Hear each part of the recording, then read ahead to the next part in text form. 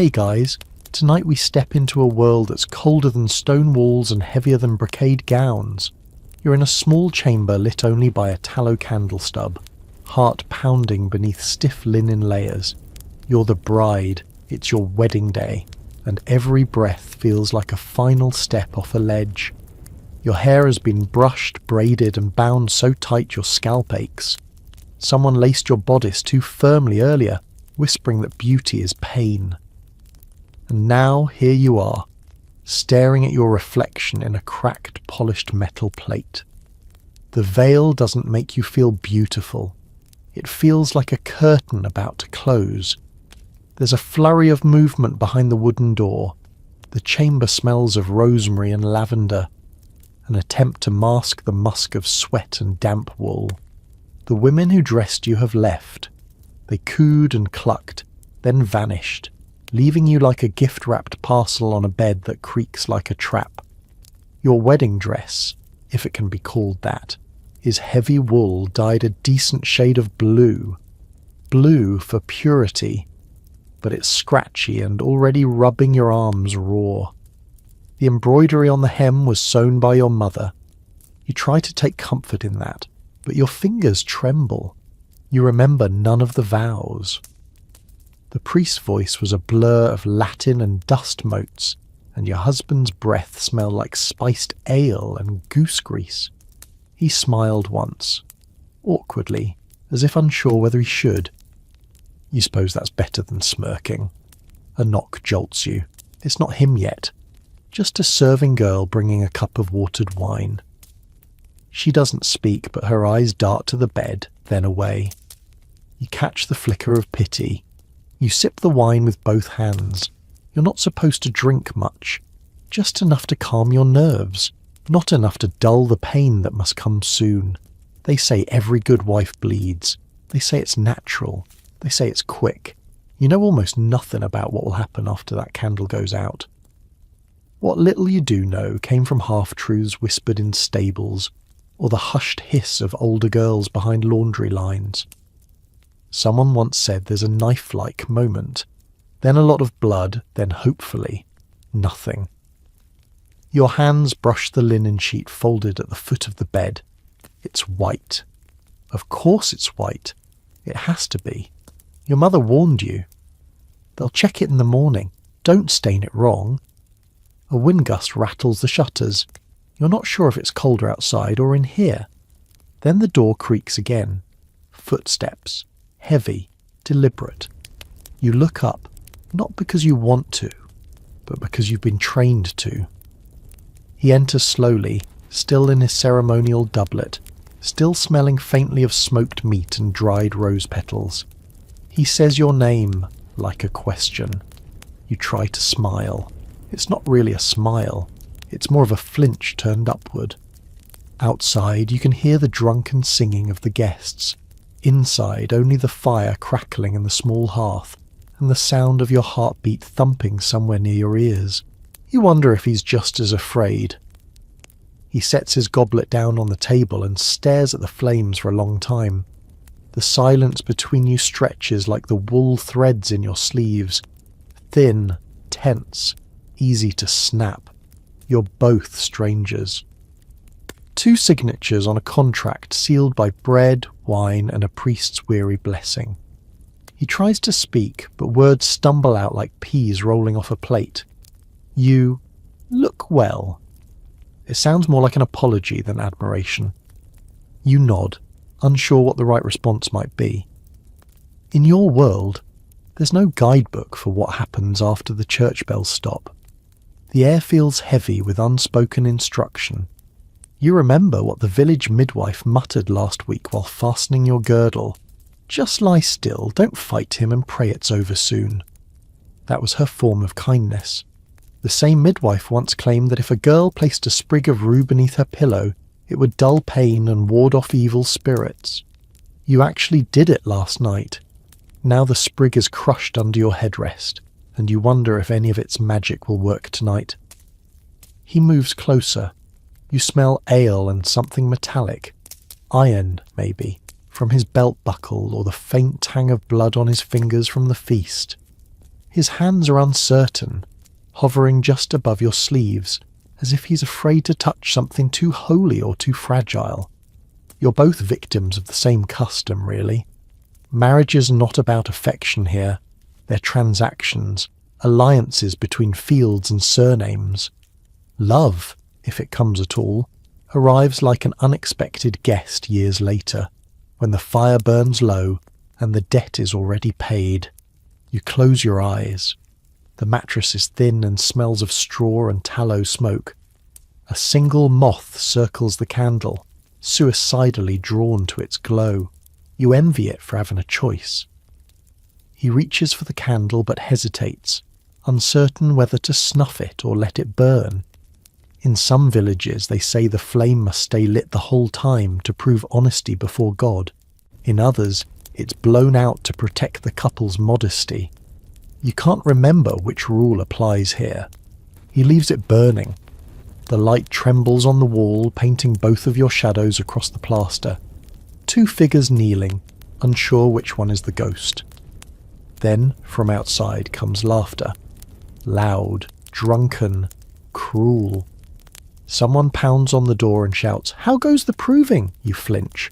Your husband stiffens, jaw tightening. There's no privacy tonight, not really. The whole village waits for a sign of blood and success. You hear coins changing hands out there, bets on your body. He mutters something you can't catch. Then he bolts the door and sits beside you. For a moment, you both just breathe in sync, like two soldiers waiting for the same trumpet. When it finally happens, whatever it is, it's not passion or sin or blessing. It's duty.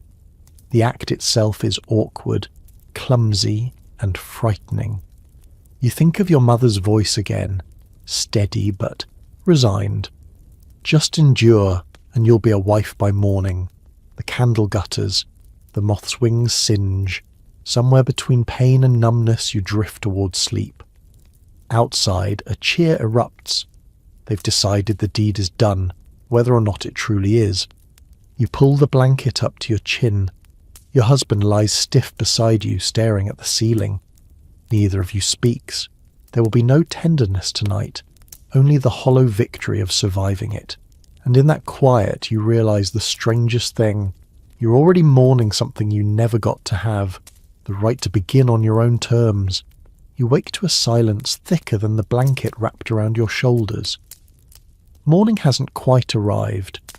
The sky through the shutters glows faint grey, and your breath still mists faintly in the cold room. Your limbs ache in unfamiliar places, and the bedsheets, crumpled beneath you, are the first thing you dare glance at. There's a faint stain, not dramatic, not bright, just enough. You exhale, not quite relief, not quite anything you can name. Your mother said it didn't matter how much there was, only that there was something. A drop on linen can protect a family's name. A lack of it can doom a girl forever. Your husband is gone. The space beside you is cool, the imprint of his body barely left behind. You imagine he rose early to meet the elders, or maybe he just wanted to escape the same tight air you're still trapped in. You sit up slowly, trying not to wince. Your thighs burn. There's a scratch along your hip bone, maybe from his buckle or the wooden bedpost. You remember none of it clearly, just vague shapes, pressure, a feeling like falling. Your feet touch the rushes on the floor, and the moment they do, the door opens. The same serving girl from last night enters, eyes darting to the sheet like it's treasure or evidence. She carries a basin of lukewarm water and a coarse linen cloth. No words are exchanged, only a glance. She sets the basin down and nods toward the hearth. A soft knock follows. This time it's your mother-in-law. Her eyes sweep the room in one practiced motion. The bed, your face, the folded linen. She doesn't smile exactly, but her shoulders relax a little. She steps forward and gathers the sheet in a practiced bundle. It will be shown, you assume, to the family, or the priest, or the guests still lingering from the feast. maybe even hung on a line for all to see. In some towns they do that, pin the sheet to the door as proof. Proof of virtue, proof of conquest, proof that all is right between land and dowry. You want to bathe, to scrub the soreness from your skin, but the water is too shallow and the time too short. There will be a morning meal soon. You must appear at your husband's side, cheeks flushed, voice soft, smile demure. You dress in layers again, undergarments, woolen gown, embroidered overdress. Your hair is coiled in braids pinned with bits of ribbon. You glance in the polished metal mirror and search for something new in your face. Nothing. You look the same, though something inside you is undeniably altered. Downstairs, the mood is strange. Everyone is watching you, but pretending not to. Platters of leftover meat and cold bread are laid out, but you're not hungry. You sip broth and nod at congratulations. Your husband says little. He seems more at ease among the others, as if the ordeal behind closed doors completed his role. A man with a long moustache slaps his back and mutters something about a fruitful spring. A few laugh.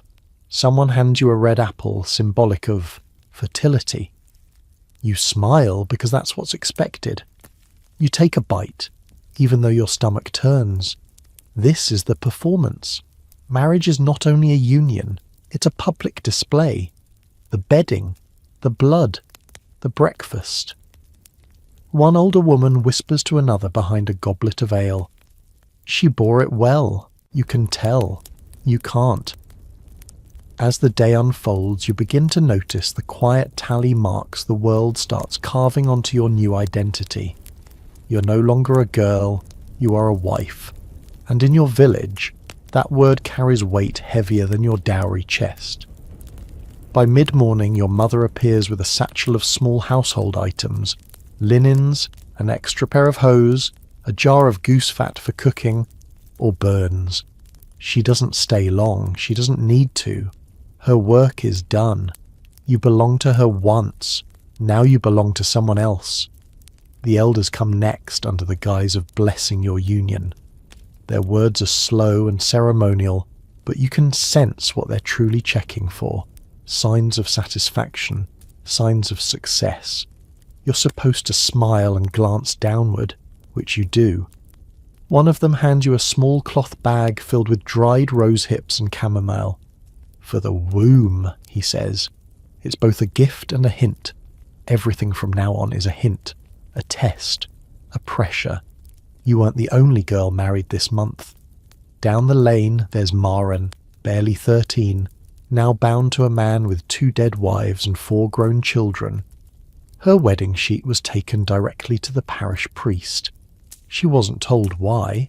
The priest said it was unclear. Her mother wept into the rye barrel. You saw it. In your case, they haven't questioned anything yet.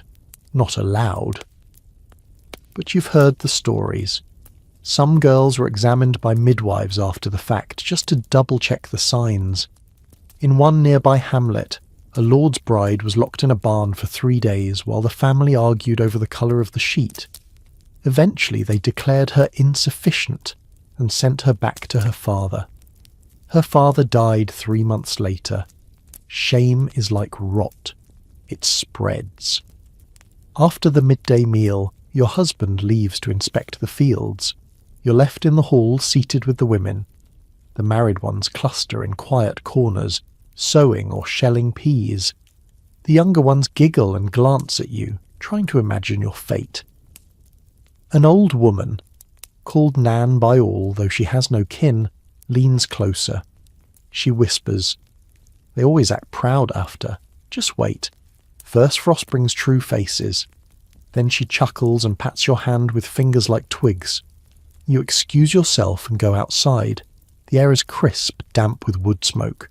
Children chase chickens through puddles. Somewhere a dog barks. Life continues. Your world has changed, but theirs hasn't. You wander toward the edge of the village, past the hedgerows and the brambles, just far enough that the house is out of view. You sit on a fallen log and listen to the crows. One of them caws sharply like a scold. You feel a sudden pang, not of sorrow, not yet. Something quieter. Displacement. You trace patterns on your palm. You're trying to find some thread of yourself still untouched by this new identity. Beneath the wool, beneath the linen, beneath the name wife, is still just you. The girl who once climbed trees. The one who used to hum songs about foxes and stars. You wonder how long she'll last. By the third day, the ache in your body dulls, but the ache in your mind lingers. Every corridor feels like an audience. You can't pass a doorway without sensing eyes flicking toward you, maids pausing mid-sweep, older women muttering beneath their breath. You've become something of a specimen now, a token of your family's honour and your husband's pride. This morning, your husband's mother tells you it's time for the inspection. You nearly drop the comb in your hand. It's custom, she adds flatly, as though speaking of bread rising or firewood drying. You nod. You already know what she means. 2 women arrive just before noon. Both wear dark wool gowns and starched linen veils, and one carries a shallow wooden bowl filled with rosewater. They're from the parish, official witnesses for what they call the confirmation of virtue. You're told to sit still. They close the shutters, leaving the room lit only by a faint sliver of daylight. One woman, the elder of the 2, motions for you to lift your skirts. Her hands are cold, rough from lye soap. The bowl of rosewater is meant to cleanse, but it feels more like an interrogation. They ask nothing aloud, yet everything about their silence demands confession. When they finally step back, one murmurs to the other, "She's fine. The sign was good." The sign. Your blood. Your pain. Your proof. That's all you are right now, a verification. A signature written in your own skin. They leave, but the smell of rosewater clings. You splash your face with the leftovers just to make it yours again. The water runs pink for a moment, faint and bitter.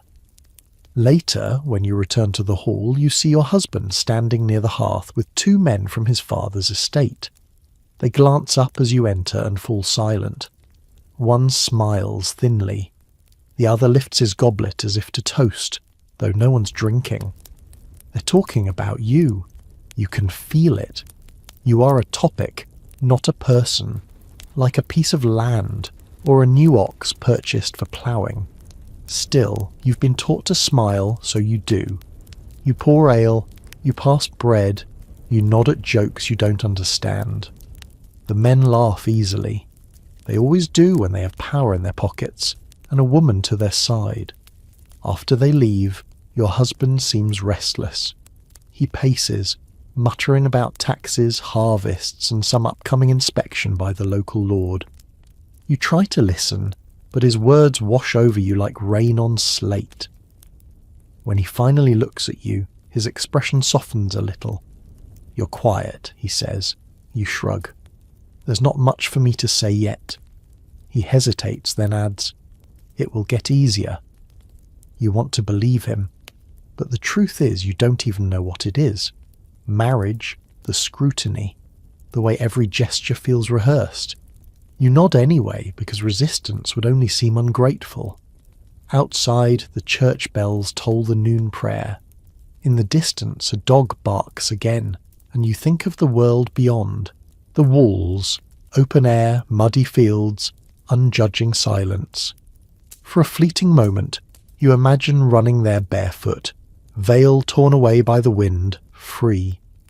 But then your mother-in-law's footsteps echo in the hallway, and the fantasy dissolves. You rise, fold your hands neatly, and remind yourself. Every breath is watched now. Every silence is judged. The next morning, before you've even fastened your bodice, your mother-in-law appears at your door holding a small bundle of herbs tied with twine. "Chew these after meals," she says curtly. "They'll keep your womb warm." You take them with both hands, bow slightly, and wonder if warm is code for fertile, and if fertile is code for useful. By midday she returns again, this time with someone in tow, the parish midwife. You've seen her before, from a distance, bent over the bellies of exhausted women, hands slick with birth and blood. Today she carries a folded linen and a short wooden stool. She doesn't ask permission, she never does. You're told to lie back. She places a cool hand on your abdomen, presses, listens. Her ear hovers near your navel like a whisper trying to escape. Too soon to tell, she mutters. Then to your mother-in-law, we'll look again in 2 weeks. The way they talk around you makes your skin prickle. After they leave, you sit on the edge of your bed for a long time, staring at your knees. You begin to realize something crucial. You don't own your body anymore. Not really. It's a shared property now, a vessel under inspection, a field under cultivation. That afternoon, while gathering nettles by the back garden, you catch sight of Marin again, the girl with the ambiguous wedding sheet. She limps slightly as she walks, a faint favouring of the left leg. You call out, offer her a slice of baked pear from your sleeve. She accepts wordlessly. You sit beneath the apple tree in brittle silence. Then she whispers, "They brought in a second midwife, said the first lied." Her voice is thin and papery. "Now they say I might have been torn from riding a fence post as a child." She stares ahead, eyes flat. They're not sure whether to send me back or not. You want to say something comforting, but the words won't come. What comfort exists for girls whose innocence is debated like sheep quality? You remember a story someone once told you, that in a certain region, a young bride suspected of deception was made to sit bare on a chair of fresh thorns, and if her skin showed no guilt, she was declared virtuous. You always thought it was myth. Now, you're not so sure. That night you dream of a long line of women, some crying, some silent, some with hands stained red, waiting at a door that never opens. You wake just before dawn, heart racing, bedclothes tangled. Your husband stirs beside you and, still half asleep, reaches for your hand. It's the first time he's done that. His fingers are warm, hesitant. You don't pull away. You're not sure if it's tenderness or just habit forming. But for a moment you let it be. Not because it's right or romantic, but because softness, however faint, is so rare here that when it appears, you want to believe in it. Then the rooster crows, and the house creaks to life, and the dream dissolves like morning frost. Another day begins, another round of watching, weighing, wondering, and somewhere deep inside, a small part of you whispers the question you're not supposed to ask out loud. What happens if I never bleed again? The day of the procession begins with drums. Not joyful ones, like at a midsummer fair, but slow, steady, ceremonial thuds that echo through the village like distant thunder. You know the sound by heart now. It means the bridal party of another girl is being paraded toward her wedding bed. You don't know her well. Her name is Agnes, daughter of the blacksmith. Young, quiet, quick with her hands. You once saw her braid bread so neatly it looked like embroidery. Now she walks in a procession of garlands and mockery, eyes glassy, lips barely moving. You're expected to watch, of course. All married women are. So you stand in front of your husband's house with the other wives and widows, shawls pulled tight against the wind, pretending not to relive your own walk. Agnes is led by 2 matrons who hold her elbows as if she might faint or bolt. Her gown is borrowed, too large in the shoulders, slightly stained with soot at the hem. A veil covers her hair, but not her fear. Children scatter petals in front of her, some giggling, some whispering things they don't yet understand. Behind her, a trail of musicians play out-of-tune pipes, and a drunk uncle sings a ballad about maidenhood lost and honour gained, slurring half the words. You notice the basket in one of the matrons' hands, linens, a small flask of honey wine, and, yes, a strip of white linen carefully folded, the sheet, the witness. As they pass, Agnes meets your eyes for a single moment. Not long, just enough to say, "You know." You nod so slightly no one else would see. It's not solidarity exactly, more like mutual recognition, like dogs that know the same fence. Later you hear that Agnes was made to walk barefoot to her new husband's door. To humble the pride of youth, they said. The path was muddy. She slipped once. Someone laughed. And just like that, the girl who kneaded dough with quick fingers is no longer a baker's daughter. She's a wife, an inspected thing, a possession with obligations. After the music dies down, you wander toward the fields to breathe alone. But halfway there, you're stopped by old Meg, a former midwife turned herbalist. She's bent with age but sharp-eyed, the sort of woman who sees more than you want her to. "Watching the new lamb go to slaughter," she rasps, chewing something green. You flinch. "Don't look so startled, girl," she says. "It's not always slaughter. Sometimes it's just a very long shearing." You ask her what she means and she cackles.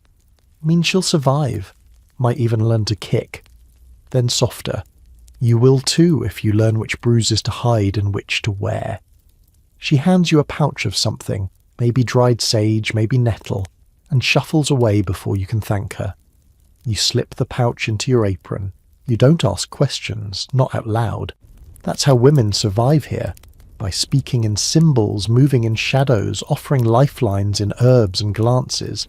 As the sun begins to set, the air carries a chill and you return home thinking of Agnes.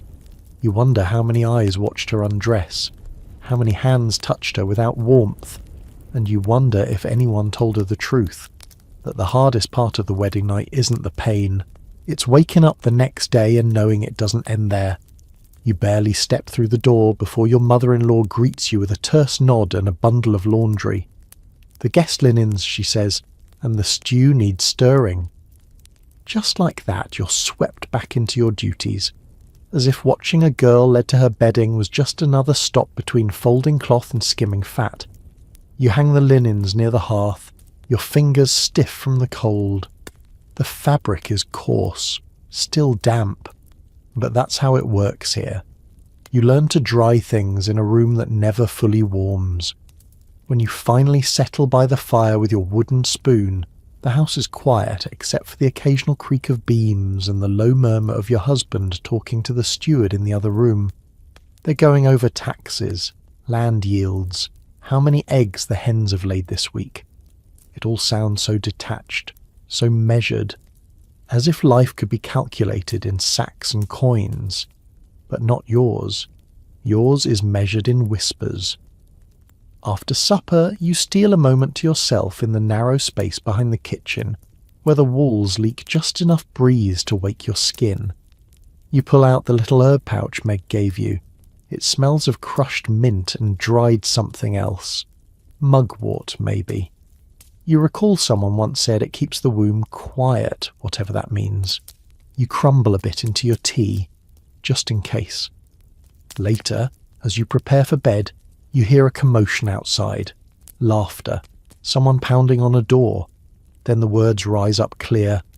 "Where's the bloody sheet, eh?" Another cheer. Another girl. Another night. You freeze with your hairbrush halfway through your braid. The candle flickers. Your stomach knots. It doesn't matter that it's not about you this time. The sound still hits somewhere raw. You slip beneath the covers, arms wrapped around your waist. Your husband arrives shortly after, smelling of firewood and ale. He sits on the edge of the bed, pulling off his boots with practiced sighs. He doesn't touch you that night, just lays beside you, hands folded over his stomach, eyes toward the ceiling. After a while he says, "They made a mess of the music again. Couldn't even keep tempo." You murmur a reply. You're not sure what. It doesn't matter. As the room dims into silence, you think about that ridiculous procession again. The way Agnes looked, like she'd been carved out of wax and made to smile. You wonder if that look ever fades, or if it simply hardens with time. You remember your own walk through the village, the smell of trampled rosemary, the boy who called out, "Don't trip now," like it was a jest, not a threat. The heat behind your ears as every person stared, and suddenly you're back there again, back in that stiff gown, back beneath the veil, not knowing what would come next, only that it wouldn't be yours to decide. They say a wedding is the start of a woman's story, but standing in that crowd today watching Agnes, you understood something else. For girls like you, the wedding is the end of the story they let you write. Everything after that, it's someone else's pen. The bedding ceremony, you quickly learn, isn't always confined to your own wedding night. Sometimes it becomes a village pastime, a crude sport cloaked in tradition. You've now witnessed it from both sides. First as the trembling girl beneath the veil, now as a wife expected to watch the next one take her place. Tonight, it's not Agnes. It's a merchant's daughter from 2 villages over, married to a middle-aged baker whose last wife died giving birth. She's being escorted up to the loft of her new husband's house while half the village crowds below, shouting encouragements and lewd rhymes. They're laughing again, always laughing. You stand beside the other wives, your face arranged in its usual mask. Pleasant, unreadable. You clutch your shawl tightly, though the air is warm, and feel the scratch of the wool like a warning not to speak. The crowd roars as the couple disappears inside. A group of boys break into a song so vulgar, you see one elderly matron spit on the ground and walk away. But most stay, most grin. One of the men holds up a tankard and slurs, "Let the wrestling commence." They all know what happens next. They pretend it's a celebration. But you remember what it felt like to lie beneath heavy silence and the smell of tallow smoke, your hands clenched in prayer, not passion. You remember hearing your own door close behind you. Later, in the baking heat of the hearth room, someone passes around the wine, and the talk turns to wages. How long will she last? Will she bear a child by spring? Will the sheet need washing or burning? That last one makes your stomach twist. You slip away from the conversation and find yourself outside, barefoot in the grass, moonlight brushing your cheeks. The air is still, as if the whole world is holding its breath. In the distance, you can just hear the creak of a bed frame and the low thump of footsteps. Not hers, his. You suddenly remember something your aunt once said while hanging laundry. It's not the act that scars, it's the way they make you smile through it. You hadn't understood it then. You do now. Inside, the crowd begins to sing again, this time a mocking lullaby. Hush now, maiden, hush and bleed. Make your husband proud indeed. You press your hands to your ears. It doesn't help. The worst part isn't the noise. It's knowing how many more girls will hear it after you. How many more nights will be filled with this cruel chorus of expectation, this parade of linen and silence. And then you wonder something that startles you. What if you had run? What if you had slipped away the night before your own wedding, disguised yourself in your brother's cloak, taken the forest path past the mill, and never looked back? The thought flares for a moment, warm and dangerous. But you didn't run, and now here you are, watching another girl become a wife, another house filled with forced celebration, another door locked from the inside. The moon rises higher, the grass grows colder, and you wrap your arms around yourself as if to keep from unravelling. You don't sleep that night, not deeply. You drift in and out of uneasy dozes, each one interrupted by memories you didn't invite. Sounds from your own wedding night, shadows on the ceiling, the silence that stretched too long afterward. At dawn, you're in the yard fetching kindling when you see the merchant's daughter again. She's leaning against the door frame of her new home, hair unbraided, face pale. She doesn't look at you, not directly, just stares past the horizon like someone watching for an approaching storm. You nod as you pass. She doesn't nod back. By breakfast, the village is buzzing. The baker's sister boasts that the sheet was well marked. The proof is drying by the window, she says, for the neighbours to see. A proper sign of virtue, someone replies, while tearing a heel of rye bread in two. You eat in silence, each bite like ash. You wonder if the girl even knows yet, whether someone took that sheet before she woke, whether she woke alone. You remember the sheet from your own night, the way your mother-in-law folded it like sacred cloth, her fingers pinching the corners with practiced ceremony. No one asked how you felt, they only cared that it was red. After the meal, your husband heads to the stables, and you're left to mend a rip in your apron. Needle in, needle out, like breath through teeth. It's calming work, but today, your thoughts won't settle. What would they have done if there'd been no blood? You wonder again. You've heard stories. Girls return to their families in disgrace. Husbands who demanded an annulment. Even a case of a bride locked in the chicken coop for 3 nights to reflect on her sins. She was 15. Some girls found tricks. A bit of chicken blood hidden beneath the mattress. A pricked fingertip pressed to linen. A piece of rabbit liver wrapped in cloth. You once heard of a girl who used beetroot juice. It stained too brightly. They accused her of sorcery. You don't know if those stories are true. You only know that every girl seems to hear them before her wedding day, and none of the boys do. You rise from the bench and go outside again. The merchant's daughter is gone now, but a scrap of white fabric hangs from a line near her door. You recognize the cut of it. It's small, carefully torn from the sheet, just enough to hang as proof. You stand still for a long time, staring at that fluttering rag. And then, without knowing why, you begin to cry.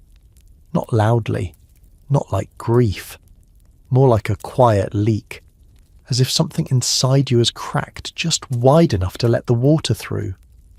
You wipe your face quickly when you hear footsteps, but no one approaches.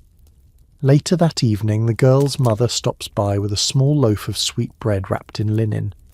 To share, she says softly. New wives need kindness. You take it with both hands and thank her, even though you know what she's really giving you isn't bread. It's a gesture, a thread of mercy passed hand to hand like a hidden message.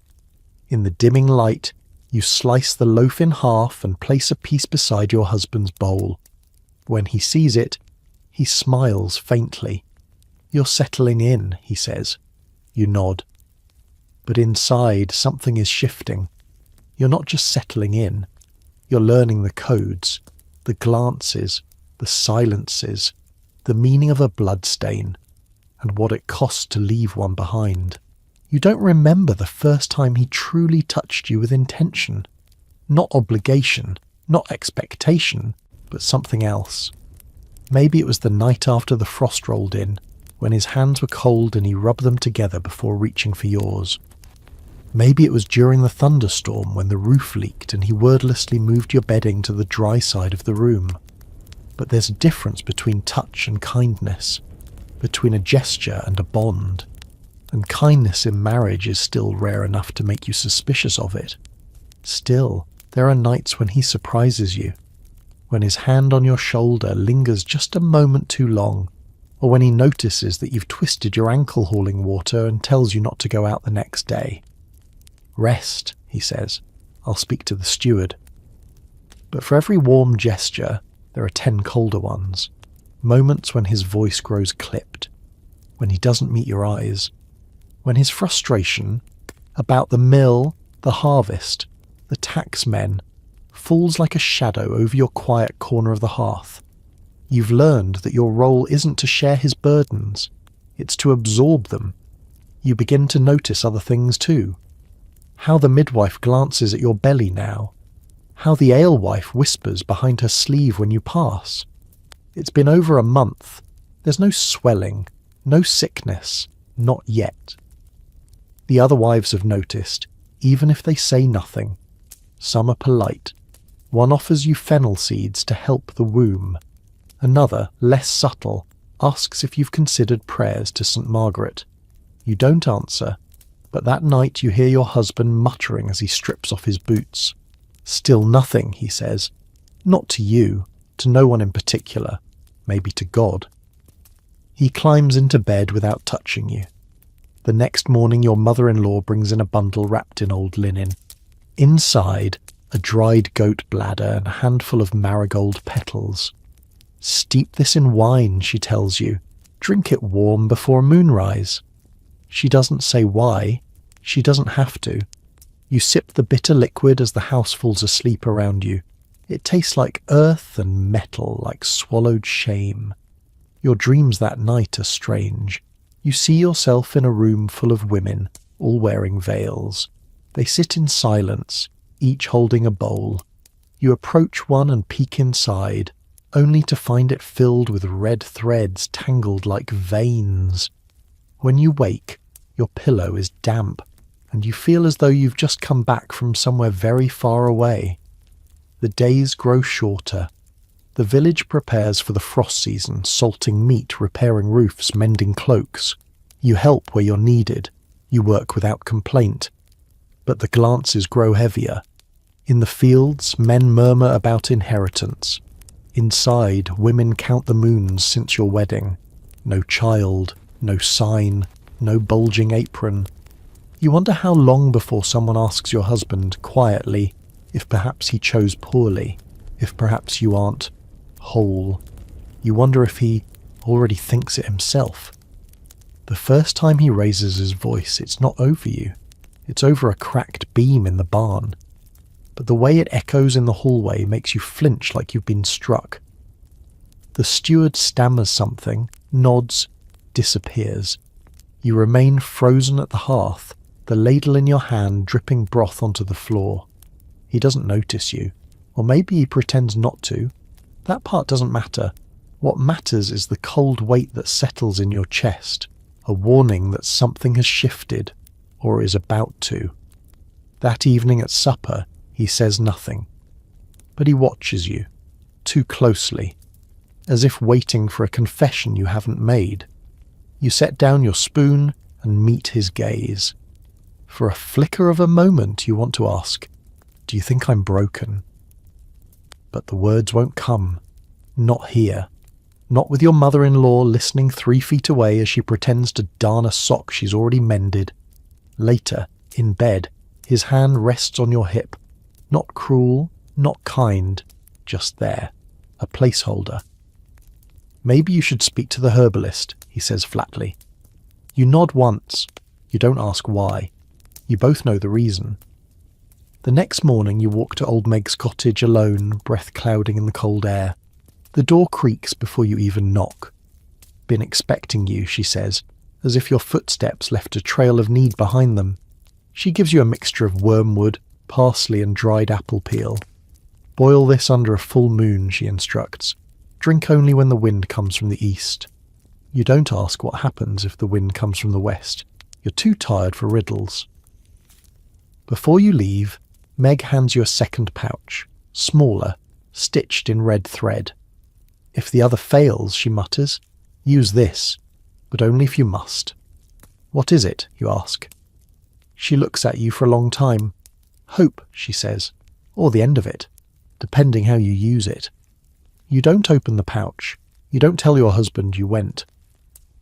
That night, when he reaches for you again, his touch is different, more insistent, more certain, like a man expecting something owed. You let him. You lie still. You think about the red-stitched pouch tucked in your bodice drawer and the sound of Meg's voice. If you must. Weeks pass. You count days. Watch the moons. You pretend not to notice the way your husband sighs when he sees your empty hands in the morning. No queasiness, no cravings, no signs. You hear that Agnes has taken ill. Some say she's with child. Some say she's just too thin to hold warmth anymore. You wonder if she has her own pouch tucked away, her own red thread woven into desperate prayers. One night, you sit in the dark beside the hearth, long after the others have gone to bed. You hold the second pouch in your hand. You don't open it. Not yet. But for the first time, you truly consider what it means to have a choice, even a silent one, even if no one sees you make it. It happens on a windless afternoon when the air feels thick and too still. You're kneeling in the root cellar, rearranging sacks of barley, when the voice calls down from above. "She wants you," the maid says, voice low. "The old one." You know who she means, his mother, and you know without asking what it's about. When you reach her chambers, she's seated by the fire, winding red yarn around her fingers like she's tying fate itself into knots.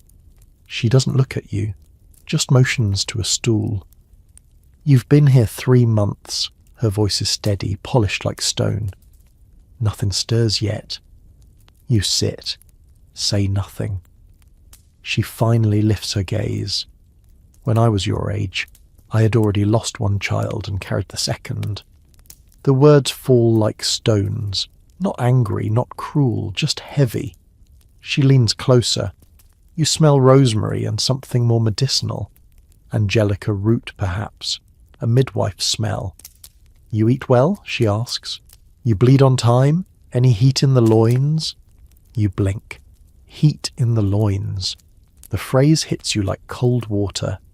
You nod mutely, unsure which answer would displease her more. She sighs, rising with surprising speed for a woman her age. She disappears into a cabinet and returns with a small carved box. Inside, vials of amber glass corked and sealed with wax. "From the apothecary," she says, "imported from Antwerp. You're to take 3 drops in warm goat's milk before bed." You take the vial with both hands like it's a relic. She pauses, then adds, "He's a good man, not cruel. Don't make him wait longer than he must."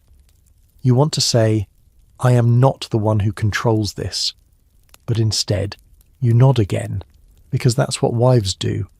They nod. They take the vial. They become vessels. Back in your own chamber, you stare at the amber bottle on the table. The liquid inside is syrupy, dark. You sniff it. Smells like anise and iron. You wonder what it would do if you drank the whole thing. Then you push the thought away. That night your husband touches your side before sleep. "Are you well?" he asks. You almost answer honestly, almost say, "I don't know." Instead, you murmur something like, "Just tired," and shift away under the blankets. The next morning you begin the drops. 3. In warm milk, swallowed without breath. Days pass. Nothing changes. Your body remains quiet. Your womb, that sacred altar they all watch, stays still.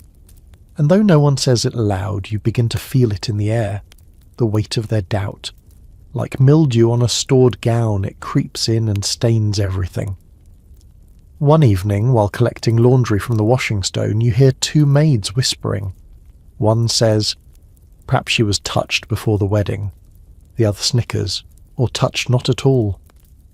You feel the words burn across your back like lashes, but you don't turn, you don't flinch. You keep walking, the basket heavy on your hip. At home, you tell no one. Instead, you find yourself, staring longer and longer at the second pouch in your drawer. Not the one with herbs, the other, the one stitched in red, the one Meg gave you in silence. You haven't touched it. Not yet, but the temptation is growing teeth.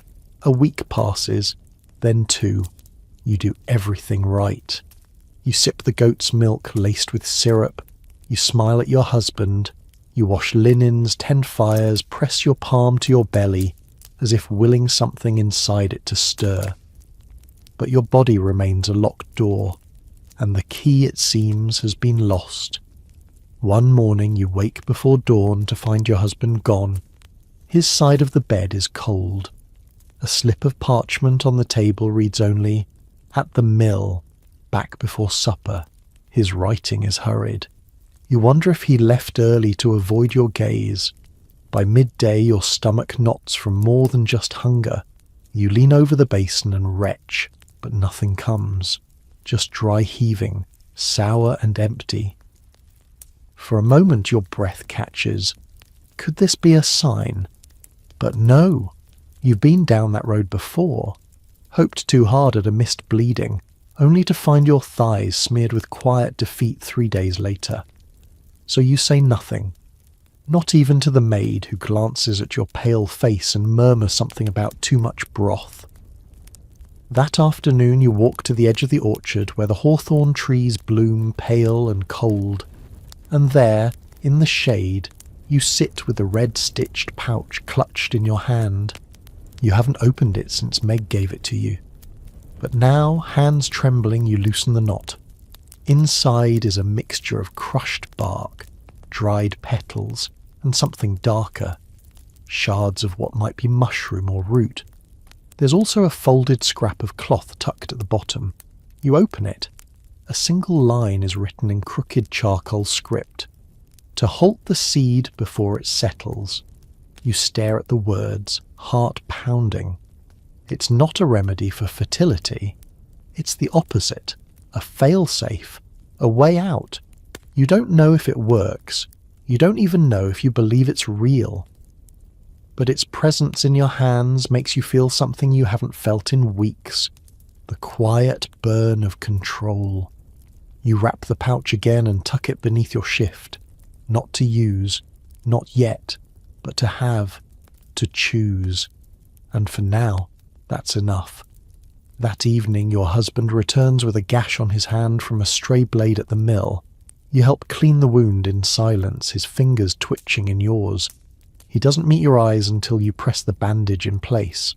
Then softly he says, "I want a child." You say nothing, because what else is there to say? That night he doesn't touch you. He doesn't have to. The weight of his words is heavier than flesh.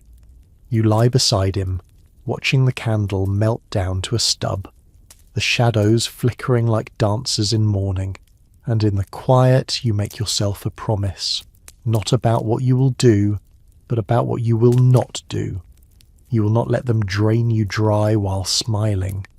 You will not let your worth be measured in months and missed, bleedings. You will not mistake pressure for love, and if the time ever comes, if the choice must be made, you will open the red-stitched pouch and remember that even the softest women carry knives. Hidden, yes, but sharp. Winter deepens.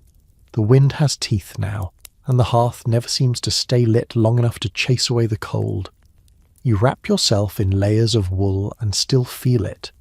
The chill that creeps through every seam of this house, the same way silence creeps through your marriage. Your mother-in-law coughs more these days, her sharp voice turning brittle. She spends her mornings near the fire, muttering prayers while fingering her rosary, pausing only to give orders you already know by heart. You obey them all. It's easier than arguing. One morning she sends you to the wash-house with a bundle of bloodied rags. "The baker's wife," she says curtly. "Delivered early. Dead boy." You nod, take the bundle and head down the path. The air smells faintly of iron. When you reach the stream, the water bites your skin. You scrub and wring and scrub again until your knuckles ache. The red seeps out slowly, curling into ribbons in the current. You watch it drift away, thin, delicate, final. Behind you a voice says, "You've got a good hand for cleaning, wife." You turn. It's a man from the fields, one of your husband's labourers. He grins, showing a gap where a tooth should be. You mutter something polite and gather your basket. But as you pass him, he adds under his breath, "Shame if it's the only thing you're good for." You don't stop walking. You don't look back. But your grip on the basket tightens until the handles dig crescent moons into your palms. By the time you reach home, your husband is at the table eating quietly. He doesn't ask where you've been, but when you set down the basket, he says, "The men talk." Your stomach drops. "About what?" "About you," he says. "About things I won't repeat." You wait for anger, but his voice is calm, almost weary. "I told them to hold their tongues," he adds. "But it's a small village, small minds." You nod. unsure whether to thank him or fear him more. That night, lying in bed, you listen to the snow pressing against the shutters. He falls asleep quickly, one hand draped across his chest. You lie awake, staring at the ceiling. The rumours will only grow. You know this. Every empty womb becomes a story, and every story needs a villain. Some say the woman's barren, some say she's cursed. Others, more wicked, say she lies with spirits instead of men. The midwife said once that a wife without children is like a field that refuses to bear. Beautiful, maybe, but useless to the village. You thought she meant it as a warning. Now you hear it as a sentence. You slip from bed quietly and sit by the dying fire. You can almost see your reflection in the soot-darkened kettle. The face that stares back looks older, thinner, the spark in the eyes dimmer. You reach into your bodice and touch the red-stitched pouch. It's still there, still unopened. You whisper to yourself, not a prayer, not quite a vow.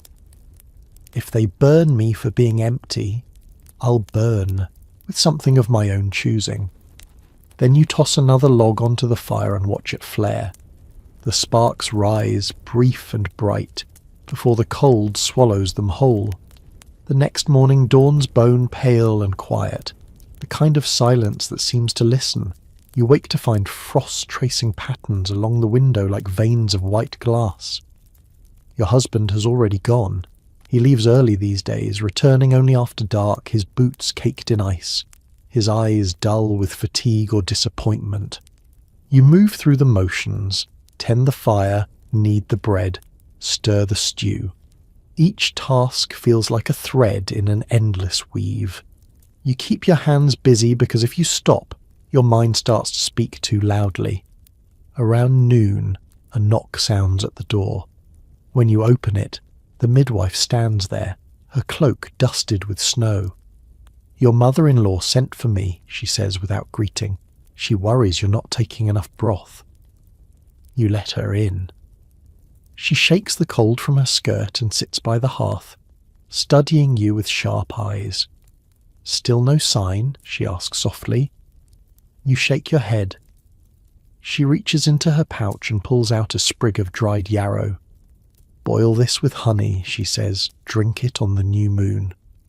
You hesitate, then ask the question that's been building inside you for weeks. What happens if nothing changes? Her gaze flicks to the red thread at your sleeve, the one you used to mend a tear. Her voice drops lower. Then you learn to protect what's left. You realize she's not talking about the body anymore.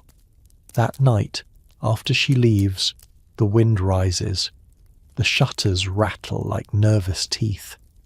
You sit by the fire again, clutching the red-stitched pouch. It feels warm in your hand, though you know that's just your pulse beating against it. Your husband returns late, smelling of ale and damp wool. He slams the door against the storm and mutters something about bad roads and worse rumours. When he sees you awake, he stops. "People talk," he says again, almost pleading.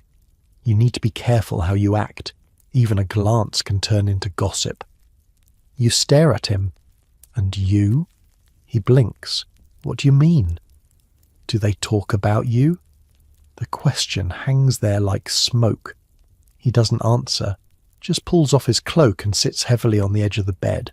For a long while, neither of you moves. The fire crackles low, painting both your faces in trembling gold.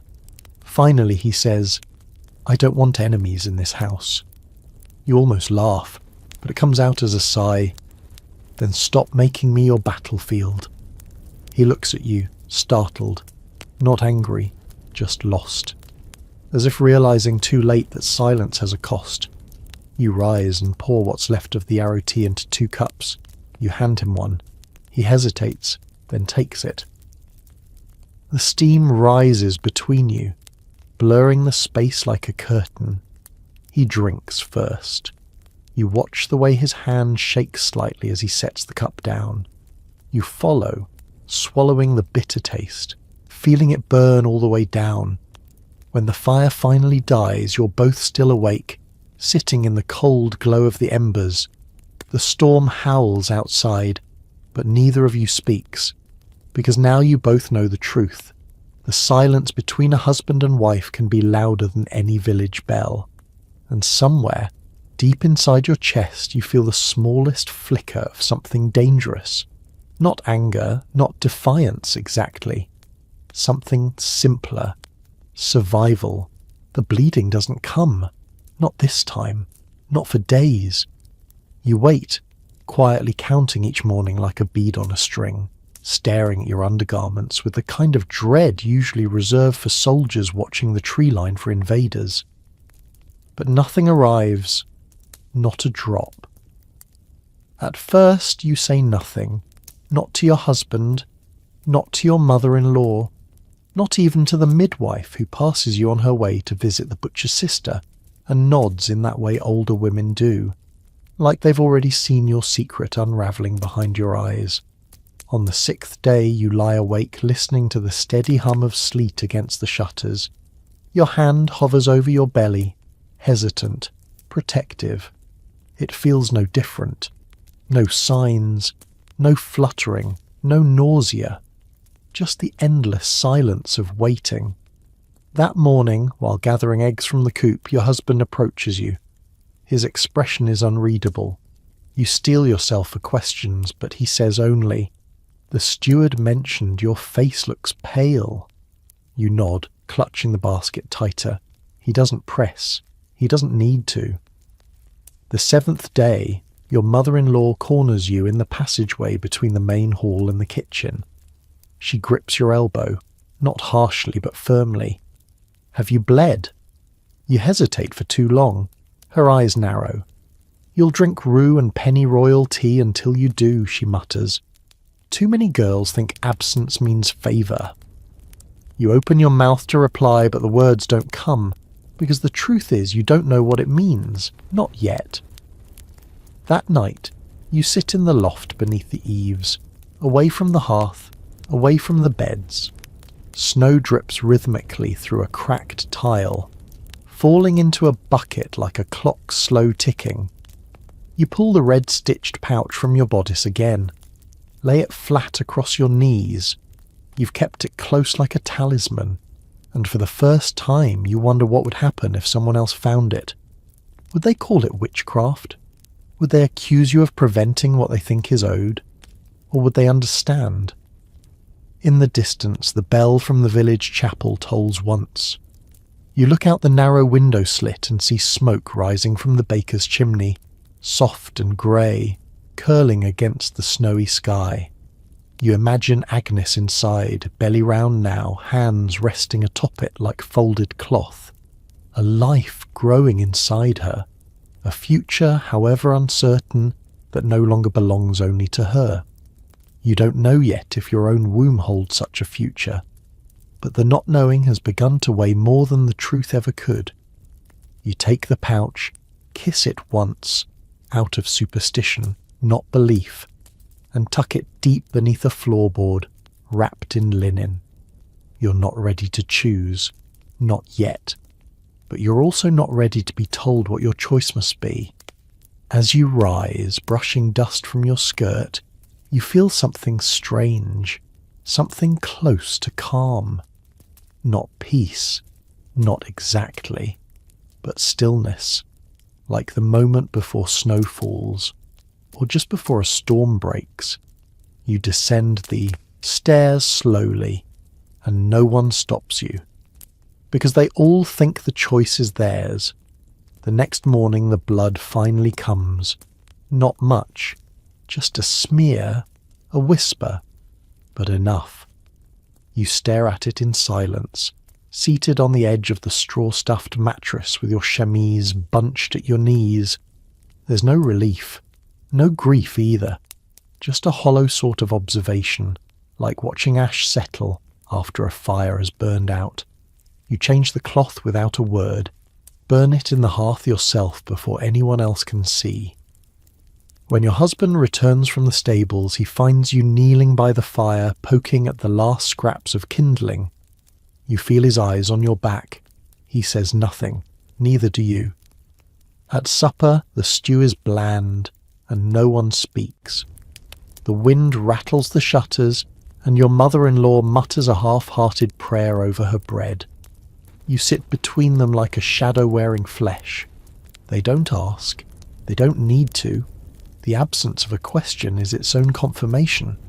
Later that evening, as you fold linens near the window, you see Agnes pass by outside. Her belly is full now, her gait heavy and slow. Her shawl slips from one shoulder, and a man, her husband probably, pulls it back into place without breaking step. A small act, a quiet one, but it stays with you long after they disappear from view. That night, you sit again beside the fire after the others have gone to bed. You clutch your cup with both hands. The warmth doesn't reach your fingers. It hits you suddenly and harder than expected.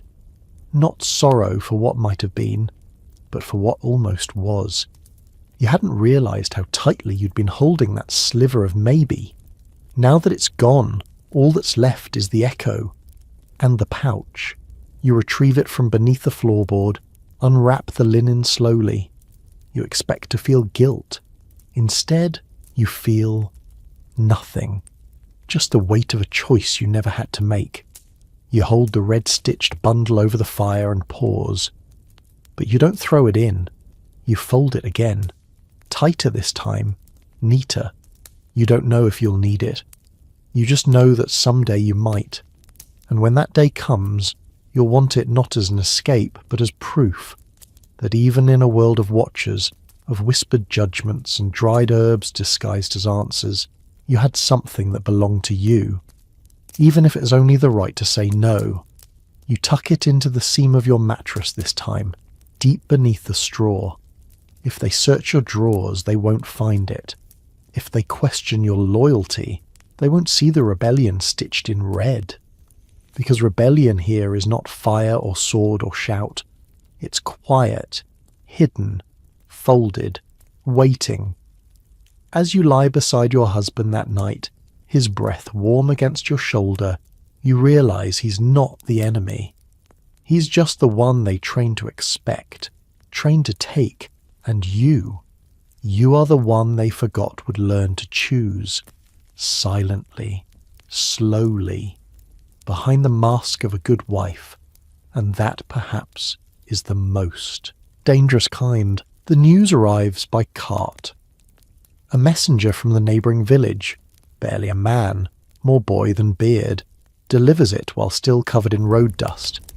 He doesn't dismount, just hands the sealed letter to your husband and waits, nervously shifting in the saddle. Your husband breaks the wax, reads it once and mutters, "My cousin's wife is delivered. Twins." The boy grins, proud of the message he's carried. 2 boys, he adds, sturdy, screaming, wet nurses already lined up. Then he turns his pony and rides off, leaving nothing behind but hoofprints and cold envy. You keep your face neutral as your husband folds the letter and tucks it into his belt. He doesn't look at you, not then. Not after dinner either. But by morning, it's clear something has shifted. He stops touching you at night, stops speaking to you at breakfast. When you hand him his boots, his fingers graze yours like you're made of glass. Or worse, like you're no longer there at all. Your mother-in-law picks up the silence like a thread and begins to weave it. She hums louder as she stirs porridge. She asks you in 2 bright tones if your colour looks pale. She mentions the twins 4 times before noon. You sweep the same floor twice just to keep from screaming. That afternoon you walk to the edge of the woods to gather kindling. You take the long path, the one past the tanner's shed and the bramble-choked fence. The air smells of old leather and snow. Your fingers sting from the cold, but you welcome it. Pain, at least, reminds you you're still in your own skin. Behind a crooked hazel tree, you find a patch of frozen earth where someone's carved initials into the bark. You don't recognize them, but the letters are deep, angry, carved with a blade that wanted to leave a mark. You rest your palm against the wood. The cold sinks through your glove. You think, maybe I'll leave my name here someday too. When you return, the fire is out. The stew has gone cold. No one waited. You kneel to rekindle the flames. The embers are stubborn. They hiss as you coax them with dry twigs and breath. Then you hear your name. He's standing behind you, hands at his sides. He doesn't ask where you went. He just says, "I'm sending for the priest." You turn slowly. Why? He doesn't answer right away. Just looks past you to the hearth. Then, to bless the house, to ask for favour. He hesitates. To ask for a child. You let the silence grow long. "I see," you say, finally. He doesn't look at you again.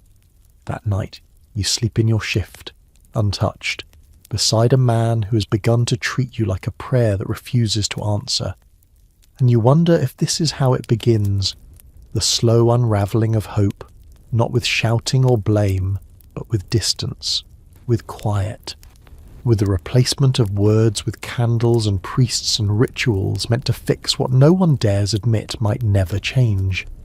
You lie awake for a long time, staring at the ceiling, and somewhere deep in your chest you begin to ask a question even more dangerous than "what if I'm broken?" You begin to ask, "what if I'm not?" The priest arrives the next morning, early, before the fog has lifted from the fields, before the hens have scattered from their roost.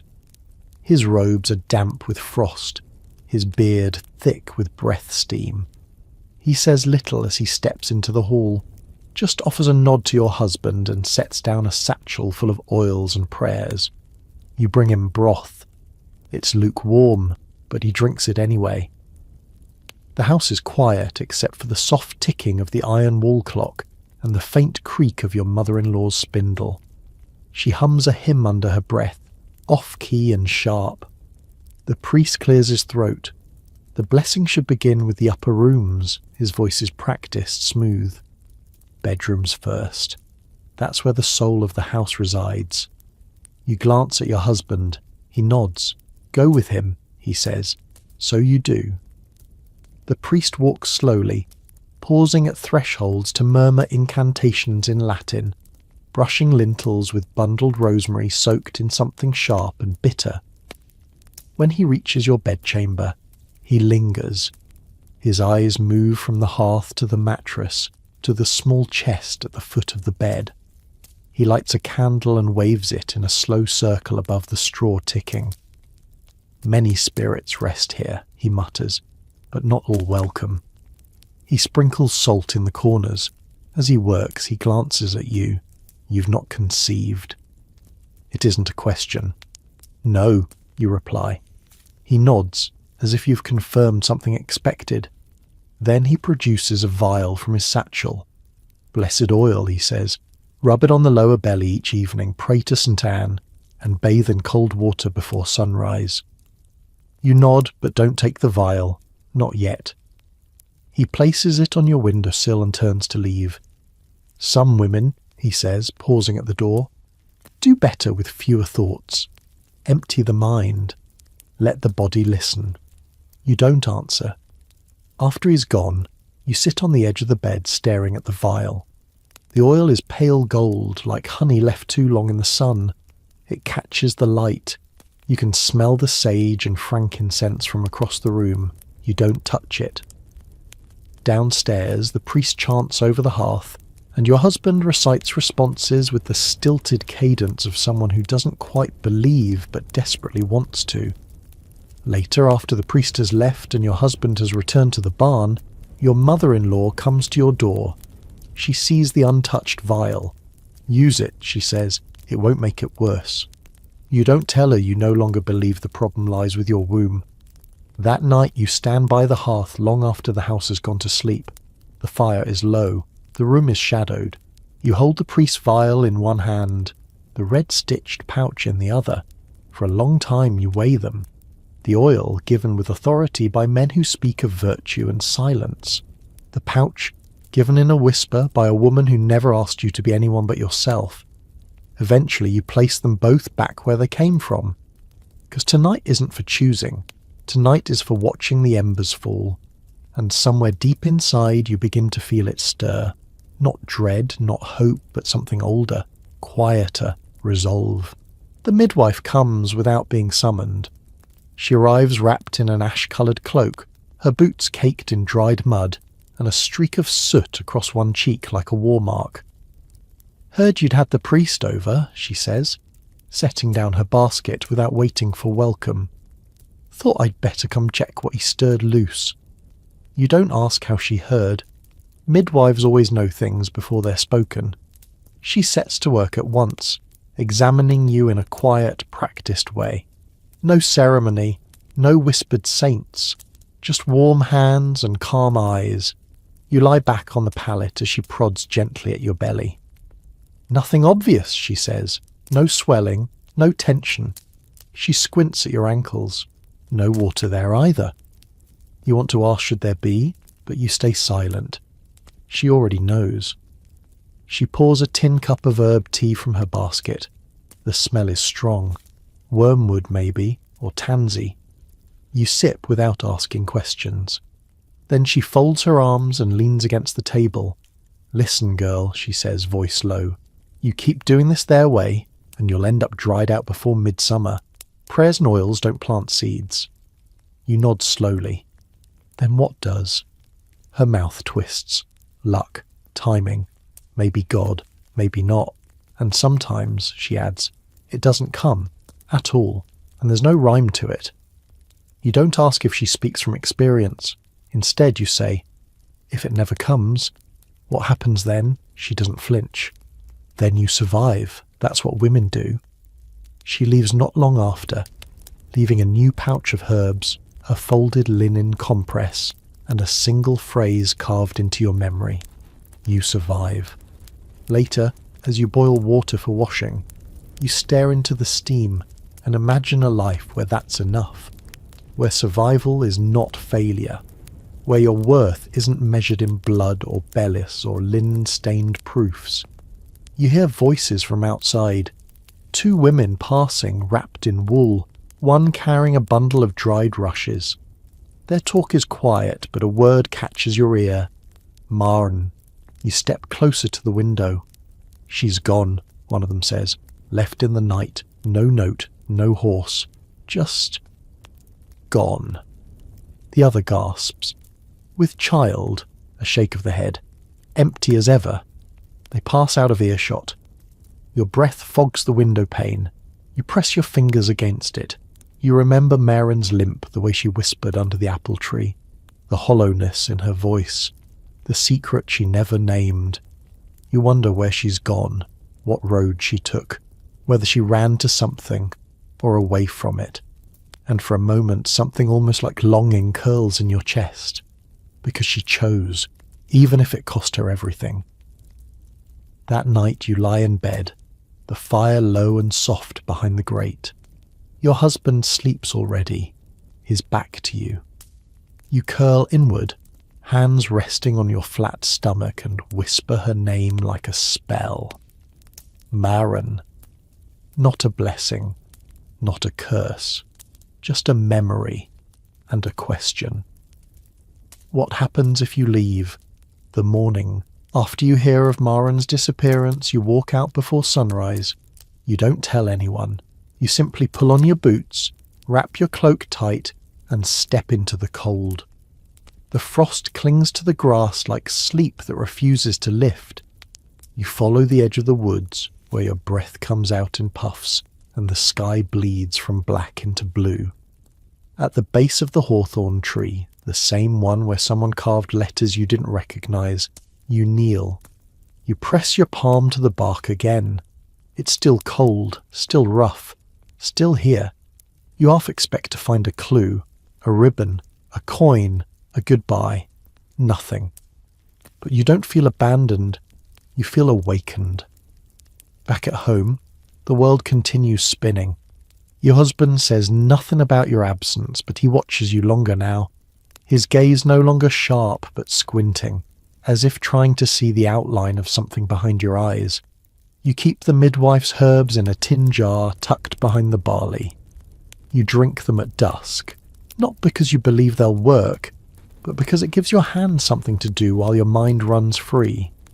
Your mother-in-law begins leaving more chores in your path. Heavier bundles, longer walks to the smokehouse, longer pauses before she praises your stew. A silent test.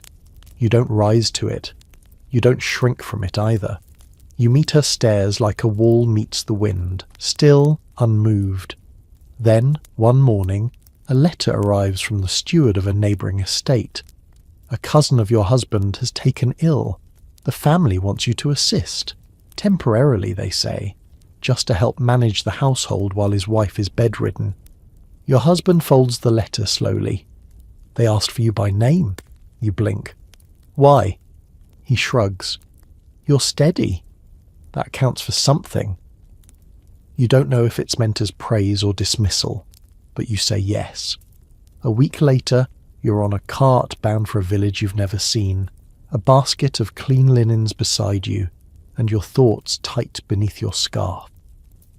As the road rolls out before you, your fingers graze the inner seam of your bodice. The red stitch pouch is still there, still untouched. Not a weapon, not yet, but not forgotten.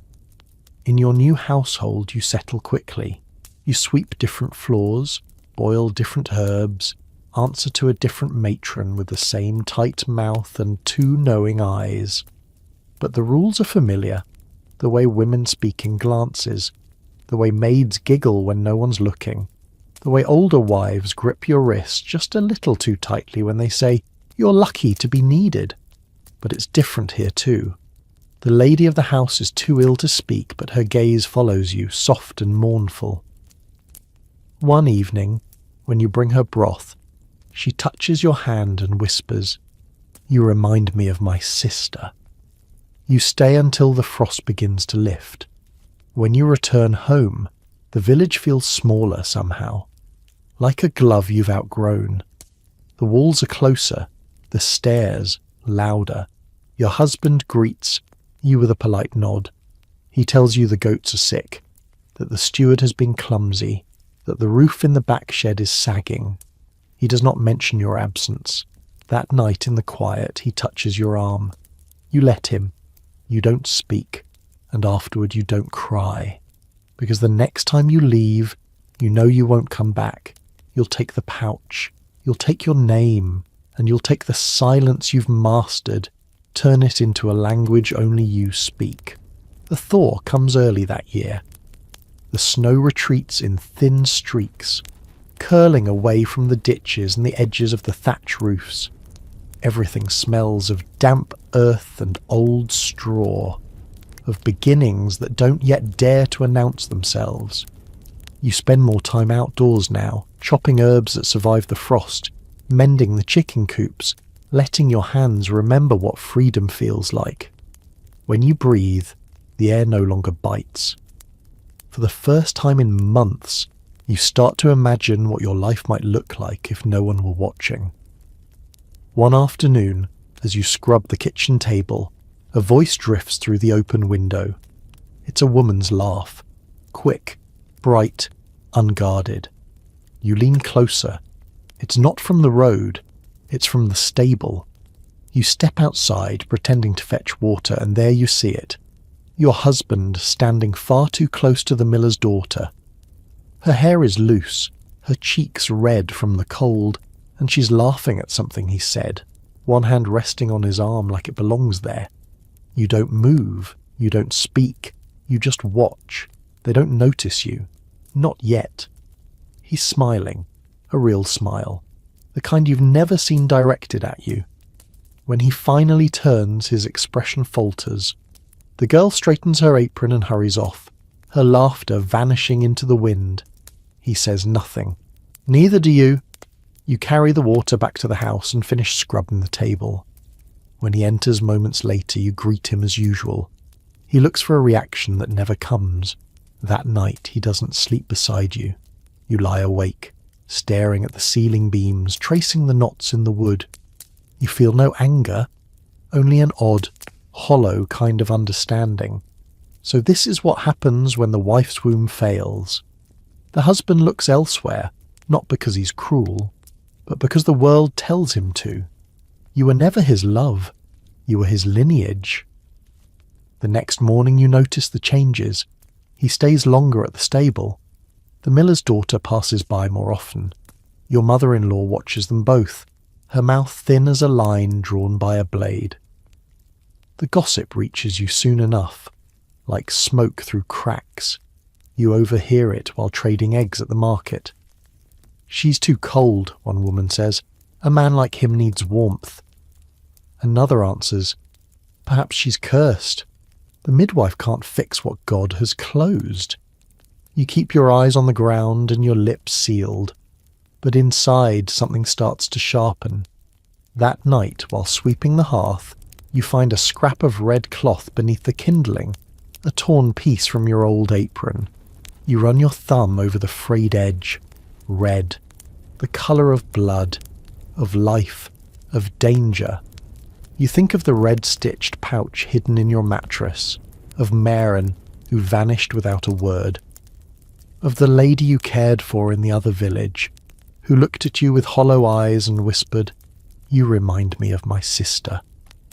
And for the first time, you realise what they all had in common. They had stopped waiting for permission. You rise from the hearth, brush the ash from your dress and glance toward the dark window. Outside, the moon gleams faintly on the snowmelt, like a road pointing somewhere else. You don't know where yet, but you know it's not here. In the days that follow, your silence becomes armour. You wear it well. You pour broth. You mend sleeves. You walk past the miller's daughter with your chin high and your eyes unreadable. And when your husband avoids meeting your gaze, you let him. You don't ask where he's been. You don't need to. The truth is a shadow that walks ahead of him, long before he enters the room. But you begin to notice something else. Other women, older, quieter, tired around the eyes, start watching you differently. At the well, one hands you the rope without a word and nods once, slow and deliberate. At the bakery, the widow who's never spoken more than 3 words to you slips an extra heel of brown bread into your basket. And one evening, as you return from gathering mint by the stream, the steward's wife falls into step beside you. She says nothing for a long time, just walks. Then softly she murmurs, "Men have options, women have each other." That night you light the fire yourself long after the others have gone to sleep. You sit alone in the glow, staring into the embers. Your hands rest in your lap, steady now. You retrieve the red-stitched pouch from beneath the mattress. This time you don't hesitate.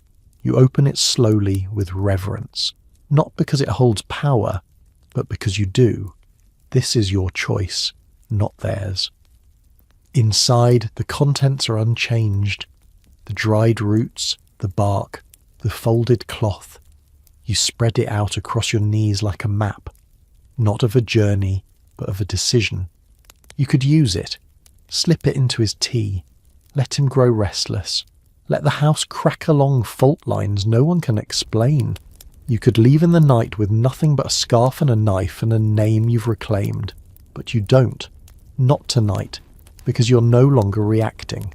You're watching, waiting, gathering. You know now what they forgot to teach you. Power doesn't always shout. Sometimes it's quiet. It moves behind walls, behind shawls, behind the eyes of women who've learned to survive by pretending not to. You replace the pouch gently. Rewrap it in fresh linen.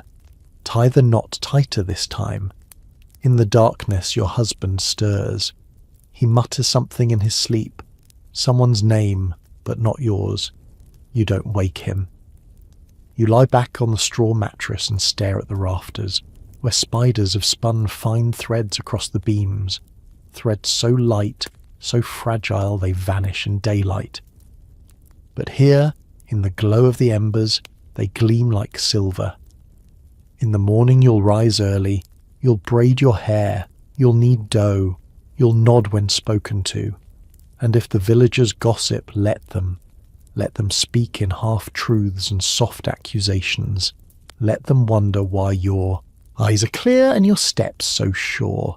Because they think you've been broken, but you haven't. You've been forged. She notices first. Your mother-in-law. Not with words, she'd never be so direct, but in glances, in pauses, in the way her hands slow when she folds linens you've already smoothed. She watches you now with narrowed eyes and lips pressed tight, as though your silence has grown too confident, too composed. One morning she lingers at the wash basin longer than necessary. You step beside her, sleeves rolled, arms deep in soapy water. She doesn't speak at first, just scrubs the same rag over and over, fingers red and raw. Then, without turning, she says, "You're different lately." You rinse the cloth in your hands and answer softly, "It's still me." She snorts once. "No, it isn't." You say nothing. She sets the rag down. You walk like someone who's hiding something. You look her in the eye. "Maybe I'm just done hiding from everyone else." She doesn't reply. She picks up the next rag and continues.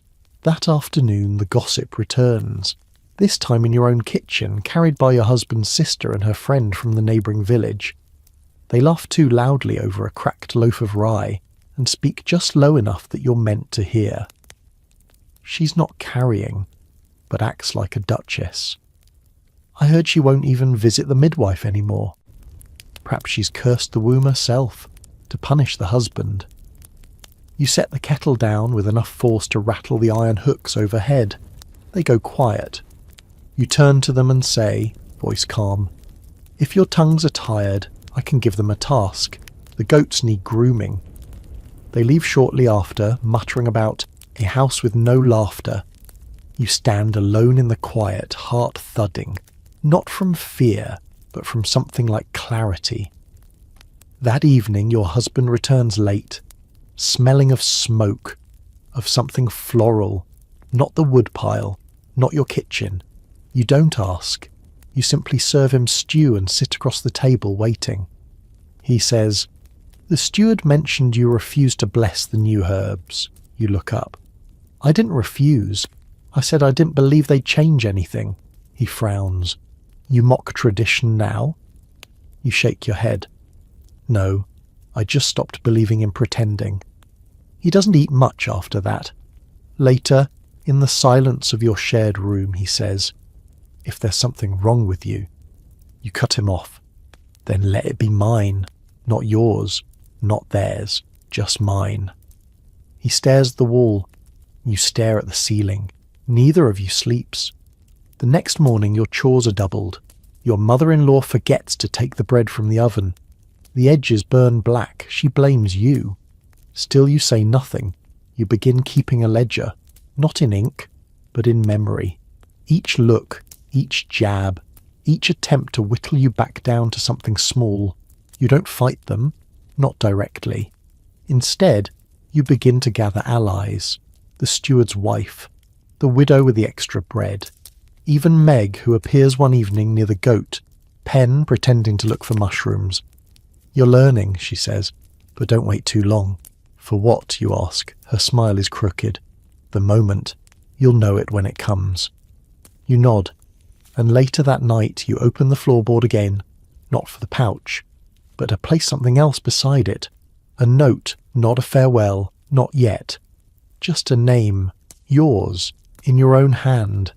Because if the time comes, you won't just leave, you'll go as yourself. The next few days pass like smoke, thin, bitter, and clinging to everything. You begin to feel your name again, quietly, like a tune hummed under breath. Not just wife, not just her, but something else. Closer to the girl who used to climb trees and smear ash on her nose to look fierce. That version of you hasn't vanished. She's just been hiding beneath layers of wool and whispered duties. Still, the house closes in. You notice the small things first. The way your mother-in-law starts inspecting your work more closely. The way your husband's silences grow longer, as though he's begun building a world inside his head where you no longer quite fit.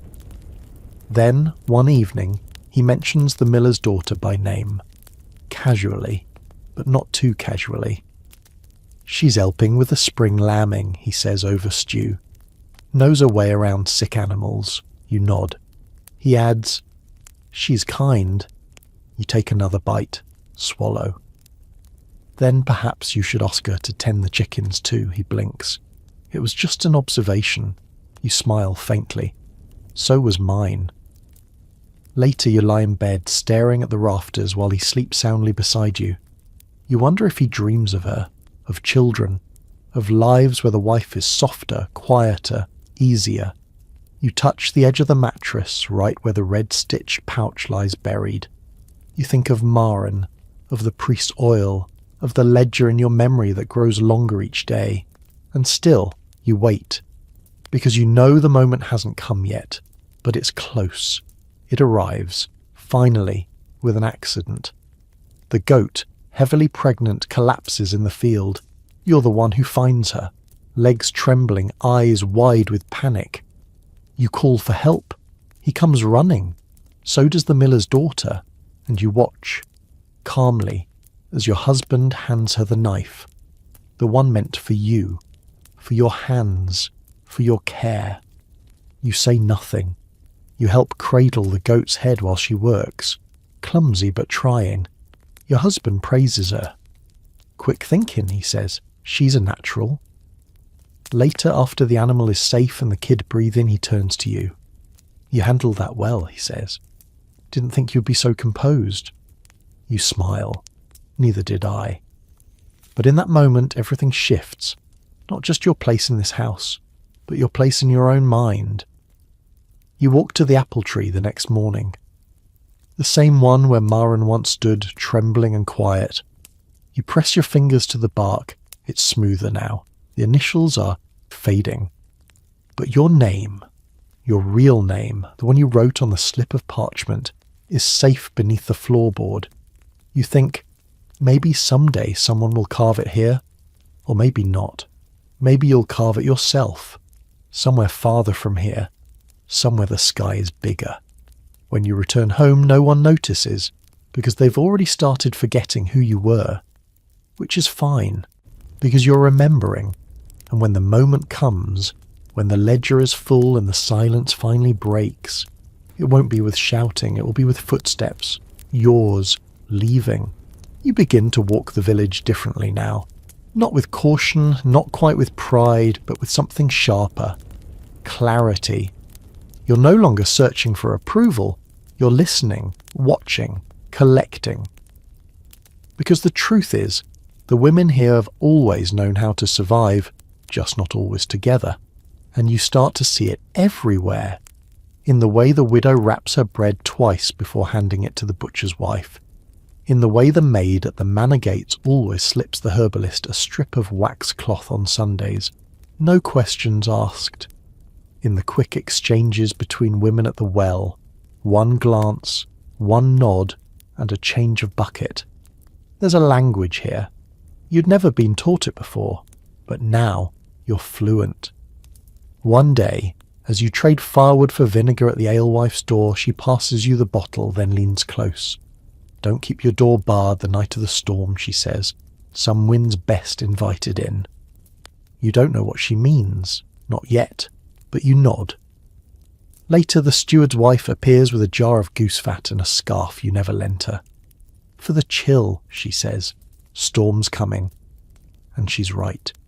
The clouds have stacked low and mean over the hills like they've been waiting. You chop wood that afternoon with strange energy. Your fingers ache, but your heart feels lit from inside. Not like fire, not rage, just readiness. That night, the storm rolls in hard. Wind screaming down chimneys, doors groaning on their hinges. The shutters won't hold unless you bolt them. You don't. You stay downstairs late, feeding the fire, your back to the door. When he enters, soaked and red-faced from the cold, He doesn't speak at first, just stands in the doorway dripping rainwater onto the floorboards. You hand him a towel. He doesn't thank you. You both know he didn't come straight home. You both smell the rose oil that isn't yours. He starts to speak, stops, begins again. She said I needed warmth, he mumbles. You fold your hands in your lap. Did you? He looks at you then, not angry, not ashamed, just hollow. I don't know, he says. You nod once. That's enough. He doesn't touch you that night. Doesn't even sleep beside you. Takes the cot in the storage room like a guest.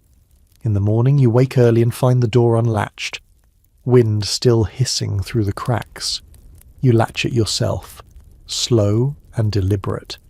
Then, before the others stir, you slip on your cloak and walk to Meg's. The path is wet and slick, but you don't fall. She opens the door before you knock. I thought you might come, she says. Tea? You shake your head. Not today. She watches you a long moment. Then she reaches into the cupboard and brings out a bundle. It's not the pouch this time. It's something larger, wrapped in oilcloth, tied with red string. What's this? You ask. An option, she says, if the wind doesn't change. You take it without opening it. Because you've learned something more powerful than obedience. You've learned how to wait without begging, and how to leave before you're pushed. You don't open the bundle until after dark.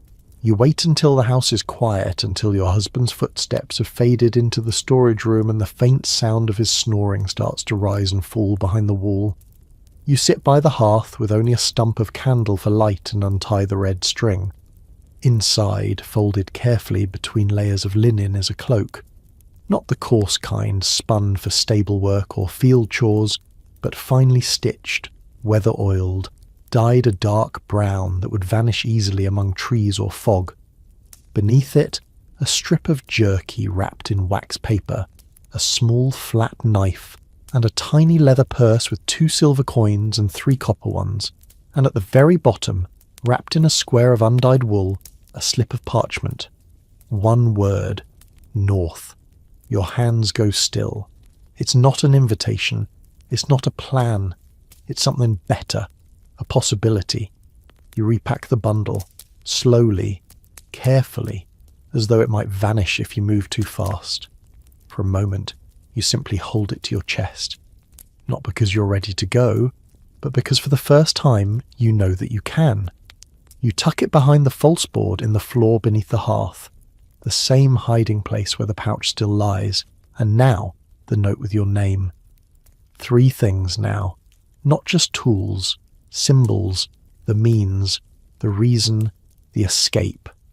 The following days play out like a script you already know by heart. Your husband becomes quieter. The miller's daughter still lingers in the background, her hair loose more often now, her voice just a bit louder when he's near. Your mother-in-law stiffens like a drawn bow, catching every movement with her hawk's eyes, watching you like a problem she can no longer solve with herbs or shame. But you don't flinch. You cook. You mend. You smile when necessary. You leave no trace. And slowly, you begin laying your own groundwork, not grand or obvious, just small steps that no one will notice unless they know what to look for. You wash your shift and hang it near the back fence. It dries quickly in the wind. You're testing the weather. You boil lentils and pack some away in cloth. You're learning what will keep. You take longer walks beyond the hedgerow. You're memorising the turns of the path. And at night you sit by the hearth and listen to the creak of the house, to the breath of its walls, learning the rhythms of when you could leave without being heard. You begin to realise something else too. He's not cruel, he's just ordinary. And that somehow makes it worse. Because cruel men give you something to fight. Ordinary ones give you nothing at all.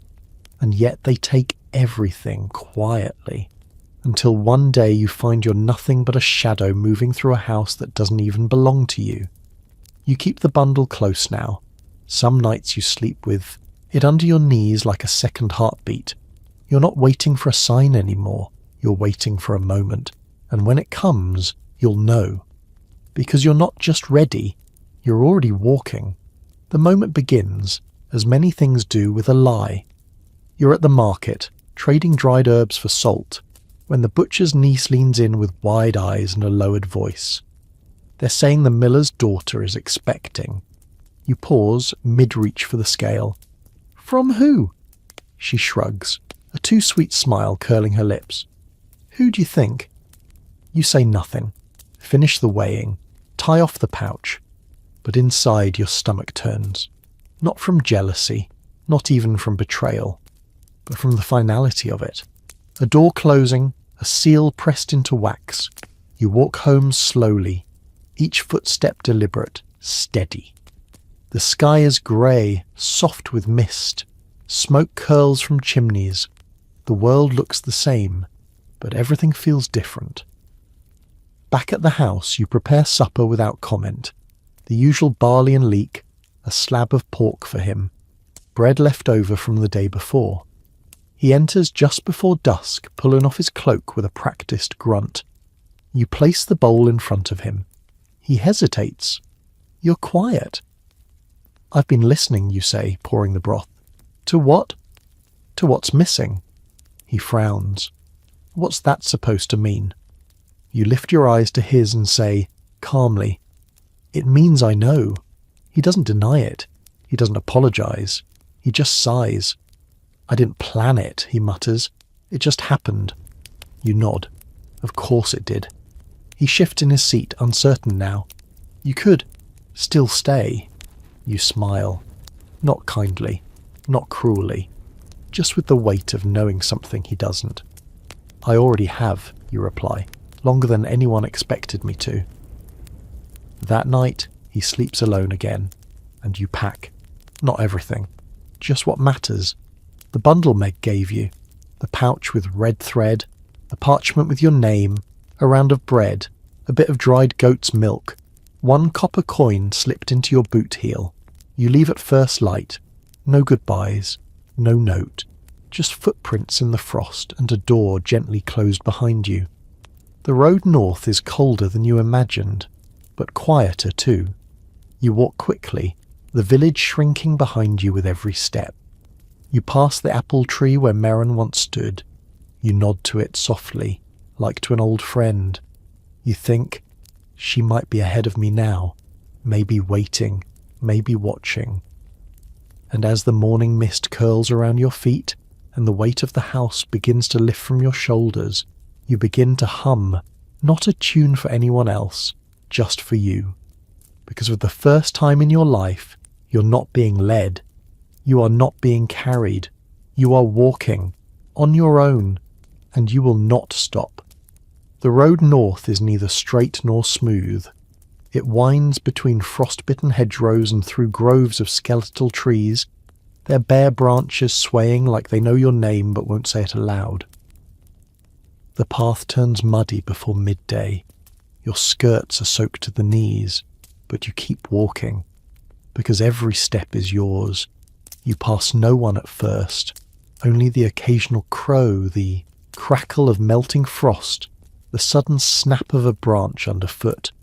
It's not silence, it's the sound of being alone, and it's strange how welcome it feels. Midday finds you resting beneath a stone wall, the bundle from Meg nestled beside you. You unwrap the bread carefully, breaking it with chilled fingers. It's coarse and dry, but it tastes better than anything served at your old table. You eat slowly, watching your breath cloud in the air. You check the contents again. Cloak, knife, silver, your name. Nothing more, but nothing less. By late afternoon, you reach the edge of the next village, smaller than yours.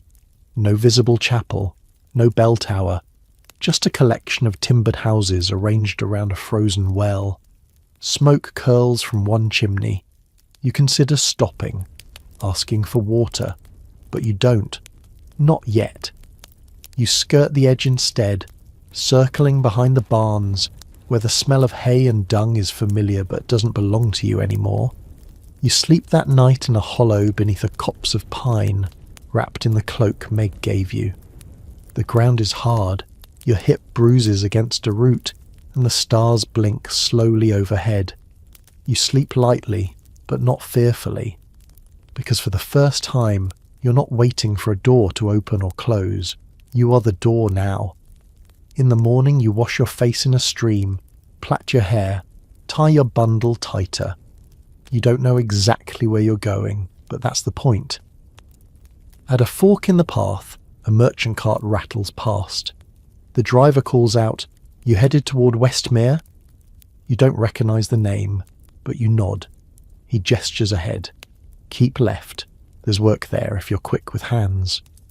You thank him, not like a servant thanks a master, but like one traveller to another. As the cart pulls away, you glance down at your boots, mud-caked, worn thin, but still holding. You whisper aloud to no one, "I'm not broken," and the trees seem to nod in reply.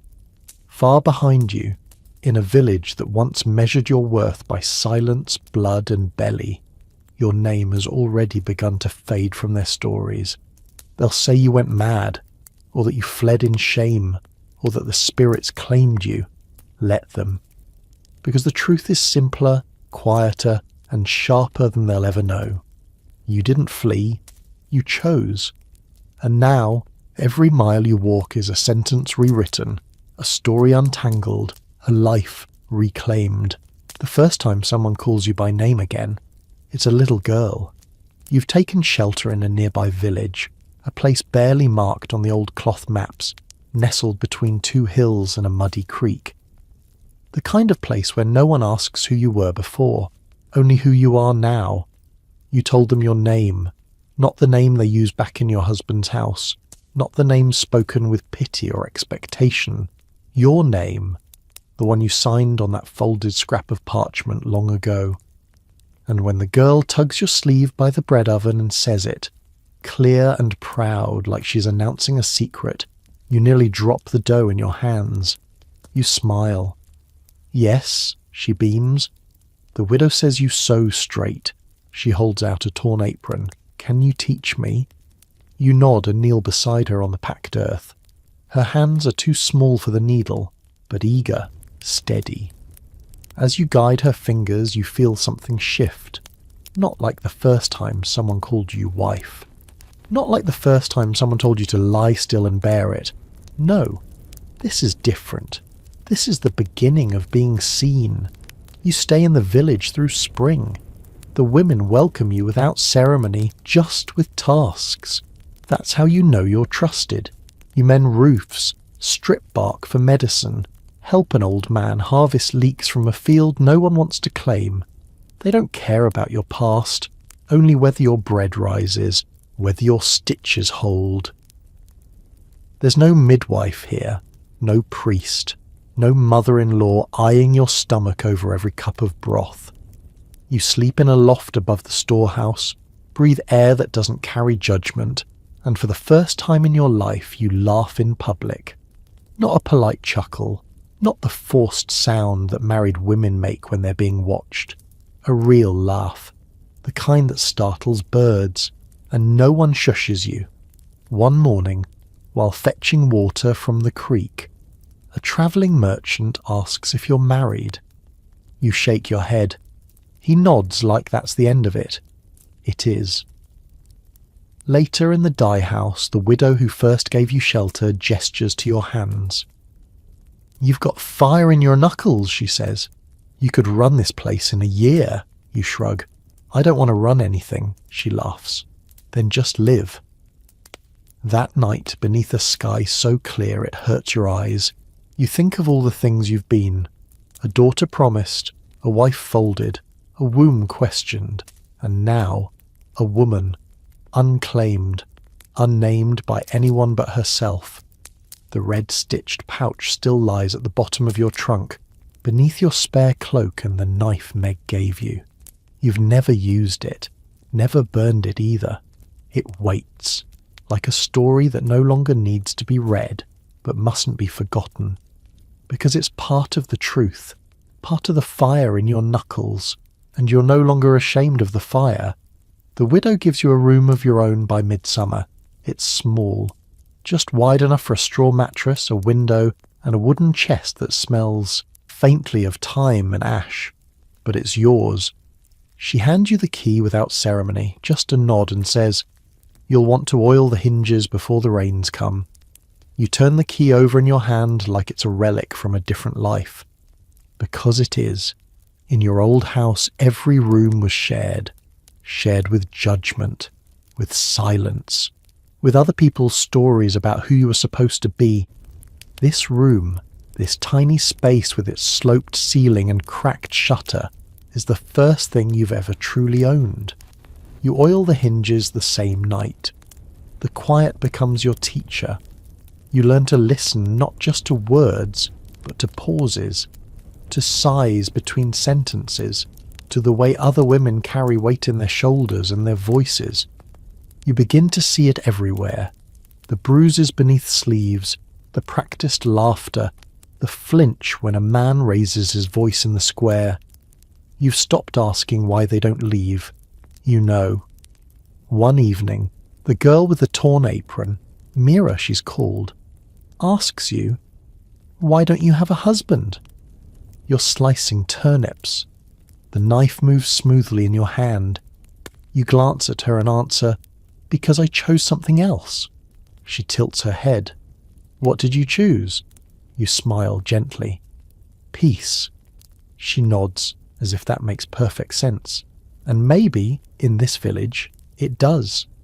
Later that week, Mira's mother brings you a bundle of winter wool and says, without meeting your eyes, "If you ever want a place closer to town." You don't answer right away. Not because you're unsure, but because you're building something slowly, like a house with no blueprint. The next morning, the travelling merchant returns. He offers to take you with him to the city. "You've got sharp hands," he says. "You'd do well at the cloth guild." You thank him, politely, but your answer is no, because for the first time you've planted roots by choice. You tend a garden now. Not just the one with leeks and onions, but the quiet garden inside you. The one that needed sunlight and room to breathe. And it's growing. The red-stitched pouch still rests in your chest. You unwrapped it once last week, not to use, but to remember. To trace the edges of a version of you that once had no voice, no name of her own. You folded it again with care, because it's not a symbol of fear anymore. It's a reminder of what you walked away from, and how far you've come. Some nights, you still wake suddenly, heart pounding, waiting for footsteps in the hall, for doors slamming, for voices raised in rooms you can't escape. But all you hear is wind through the shutters and the soft snore of Mira from her cot downstairs. You lie back and close your eyes again. You're not someone's wife. You're not someone's failure. You're not unfinished. You're your own beginning now. And the lock on the door? It clicks shut from the inside. The widow dies in her sleep. No warning. No lingering illness. Just a soft exhale in the early morning hours and a face gone still. You find her when you bring the morning bread. Her hands folded as if in prayer, though you know she hadn't spoken to a priest in years. The village gathers by midday, quiet and solemn. Someone lays rosemary at her feet. Someone else brews cider too strong for the heat. No one speaks ill of her, not even the butcher's wife who used to mutter about her unwomanly ways. You don't cry, not at first. You help wash the body, carry water, find the clean cloths. It's only when Mira clutches your apron and says, "What do we do now?" that the tears come. Because you realise something. The widow wasn't just your shelter. She was your mirror, your proof, living, breathing evidence that a woman alone could still be a whole thing. Now that she's gone, the world feels thinner, but not empty. The townspeople don't ask you to leave. Quite the opposite. They gather after the burial in the meeting hall, passing mugs of tea and murmuring about next steps. She left no children, someone says. No husband, adds another. But then the blacksmith's sister, who rarely speaks above a whisper, looks across the room and says, "She left her." They all turn to you, not with suspicion, not with pity, but with quiet expectation. The cottage is offered just like that. She would have wanted it to stay warm, they say, lived in, useful. You don't answer right away. That night you sit alone in the widow's garden, among the wilted cabbage and the sprouting mint. The sky above is black and wide, stars pricked into its skin like stitched secrets. You think of all the hands that held this house together, the beams mended, the pots scrubbed, the dried herbs hung from the ceiling like blessings. You think of the bundle still hidden under your bed, the cloak, the knife, the coin. You take them out one by one and lay them on the table, not as preparation for flight, but as inventory, as ritual. Then you place them in a chest by the door, not buried, not forgotten, just waiting. 'Cause maybe you won't need them now, not today, not here. In the morning you take down the widow's dried garlic and hang fresh rosemary in its place. You draw water, you sweep the hearth, you feed Mira her porridge, and when the village children pass the gate on their way to lessons, they glance at the house and then at you, and nod. It takes hours for it to sink in. You're the woman in the cottage now, the one they come to for bread, for thread, for help, and maybe, just maybe, for something more. The title comes slowly, like moss creeping over stone. No one says it aloud at first, but you feel it gather between the market stalls, in the spaces where the widow once stood. When the baker's boy scrapes his knee, they send him to you. When the cider jug cracks, they ask if you have pitch. When the sheep go into early labour, a boy runs through the rain, yelling your name, not Mrs., not wife of, just you, and it fits.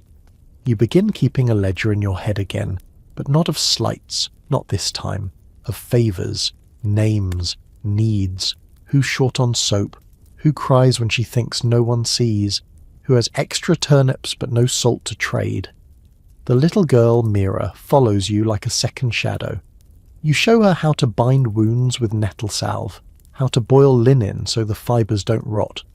She asks once if she can have your old scarf. You give her 2. One evening she asks, "Were you ever married?" You consider lying, but you don't. "Yes," you say. "What happened?" You think for a long time before answering. "I remembered who I was." She accepts this without question. The next week a woman from the edge of the valley comes with dark circles under her eyes, and a bruise she says came from the doorframe. You don't ask. You give her calendula balm. And a blanket. She doesn't cry, but she touches your hand as she leaves. A quiet thank you. Later, Mira finds you sitting by the hearth, the fire low, the red-stitched pouch in your lap. She doesn't ask what it is. She only says, "That's your secret, isn't it?" You nod. "One of them." And you realise, this place is full of women with secrets. Not the loud, scandalous kind that make men raise voices in taverns. The quiet ones. The truths carried in aprons. The memories hidden in herbs. The strength passed hand to hand, like bread still warm from the oven. You think of Maren again, where she might be now, whether she found what you did, whether she walks free in a village with no name, watching stars blink above strange trees, and for the first time you don't feel sad, you feel connected. You sleep deeply that night, wrapped in your own blanket, not someone else's expectations. The window is cracked and you let the wind in. No need to bar it anymore. The next morning someone leaves a bundle on your doorstep. Inside, a spool of good thread, 2 duck eggs, and a note with no name. "We're glad you stayed." You smile. Place the eggs in the basket. Wind the thread carefully. You hang the note beside your bed. It joins another, the one with your name, because now both belong here, You didn't escape. You became. The first time a stranger calls you widow, you don't correct them. He's a traveller from the coast, passing through with a cart of smoked fish and chipped pottery. He's older, sunburned, with hands the size of bread paddles and a beard streaked grey. He stops at your gate to ask for water. Mira brings the cup and you watch from the steps as he drinks. Then he nods toward your door and says, "Your husband keep a fine garden." You blink. Mira glances at you. You smile faintly. "No husband here," he grunts. "Ah." Then with a respectful tip of his chin, "Widow then," and you nod. It surprises you how easily the word lands. Not like a wound, not even like a lie, just a shield. One that no one questions. A name that closes doors you've already walked through and don't intend to enter again. He doesn't linger.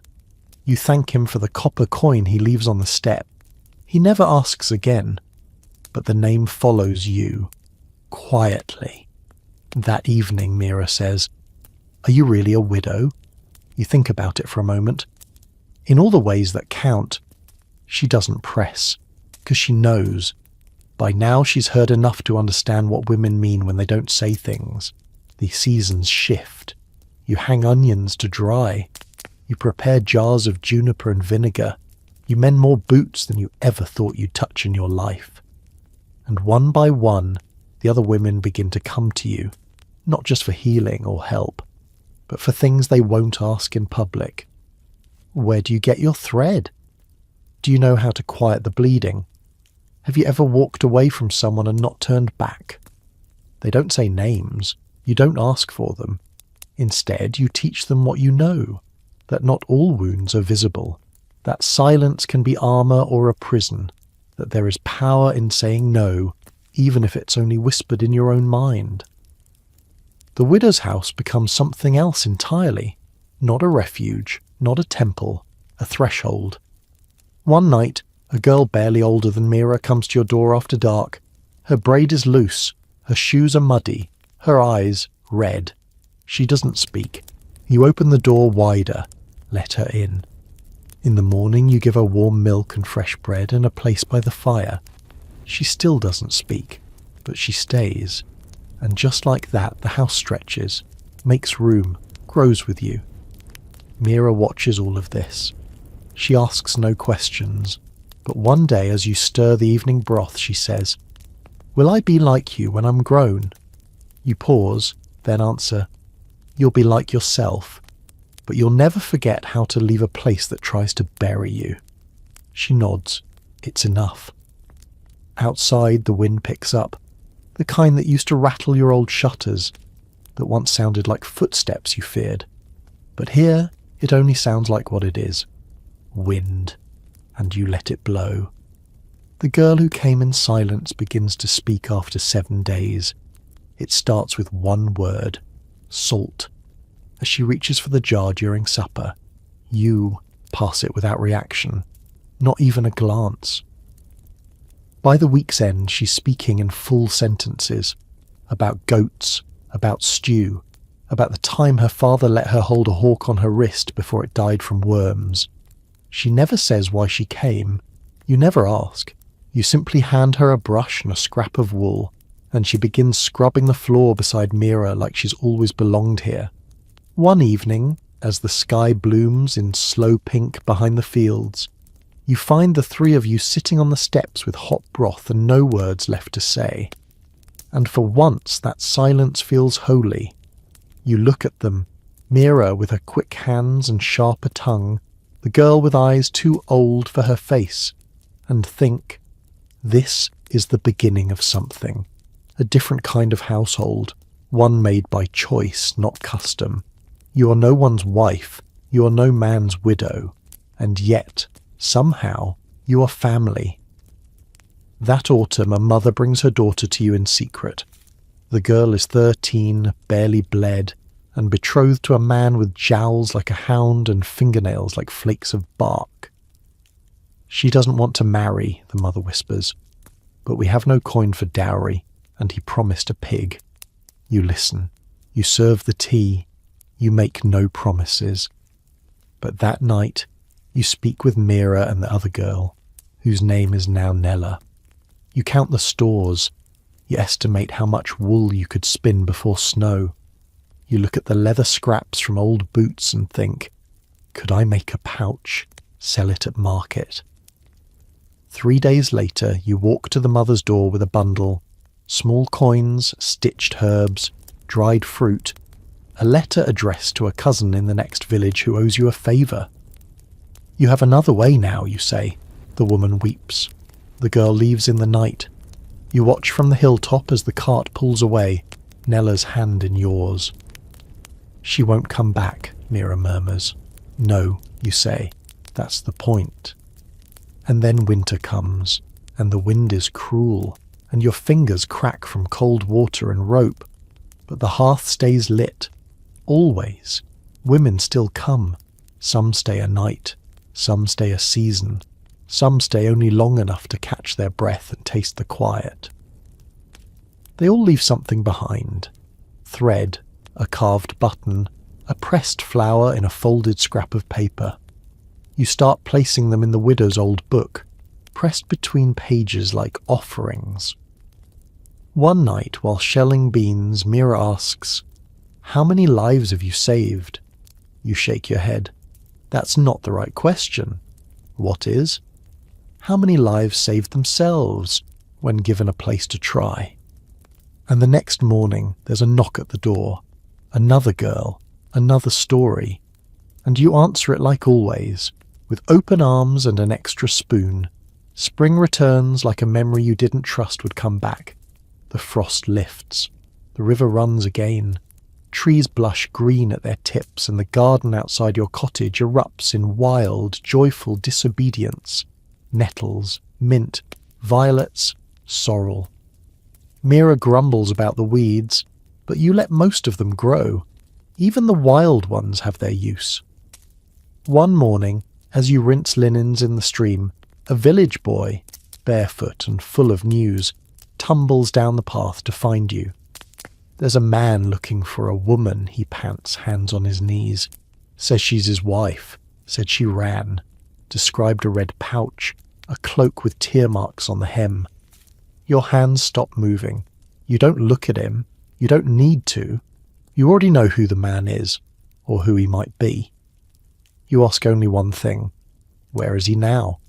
Marketplace, the boy replies. Asking around. Told the baker you were his. You nod. You finish wringing the linens. You hang them with care. You walk back to the cottage, pausing once to watch the wind ripple through the rye fields like a hand brushing velvet. Inside, you speak without fear. Mira, Nella, you say. There's a visitor in town who might come calling. If he does, you do not answer the door. Nella stands. Do we pack? You shake your head. Not yet. You open the chest by the door. The one with the cloak, the knife, the coin. You haven't touched it in months. You run your fingers over the red-stitched pouch, then slide it into your apron, and you wait. He doesn't come that day, nor the next. But the whispers reach you anyway. A man asking too many questions. A man whose tone turns cruel when he thinks no one is listening. A man with no calluses on his palms and a ring mark on one finger. On the third day, you go to the well. He is there. You see him before he sees you, leaning against the stone rim like he owns it. Polished boots, a scar on his temple, the same one he had the night you ran. Your breath catches, but only for a moment. You walk up beside him, set your bucket down, let the silence build. When he finally turns and recognizes you, his smile is practiced, like a merchant spotting a forgotten debt. Wife, he says. You do not smile back. Instead, you tilt your head and say calmly, That's not my name. His expression flickers, just slightly, but enough. I've been looking for you, he says. You had no right to vanish, no right to take what was mine. And what was that, you ask? He blinks. You. You shake your head. Then you never had me. He steps closer, low voice tightening. You think these people will protect you, that your herbs and hens and orphan girls will keep you safe. You nod once. Yes, because you believe it, because it's true. Behind you, you hear footsteps, more than one. And when you turn, you see them, Mira, Nella, and 3 other women from the village. One holding a basket, one with a spindle still in hand, one who had once limped into your doorway, bruised and silent, and now walks straight and proud. They don't speak. They don't need to. They stand beside you. And the man steps back. The silence that follows is thick, heavy as rising dough. The man tries to laugh, just once. A dry, brittle sound. But no one joins him. He looks around. 5 women, staring back with faces like carved stone. And beyond them, the street. The butcher watching from his doorway. The boy with a fish cart peeking around a barrel. The old widow near the church well, arms folded. Not a single soul speaks in his favour. Because even if they don't know your story, they know enough. He turns back to you, voice quieter now. So, this is it? You nod.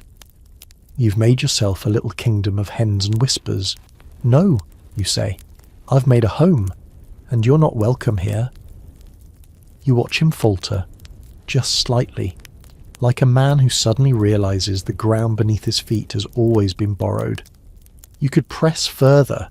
You could name the bruises, the nights, the blood on the floor no one else ever saw.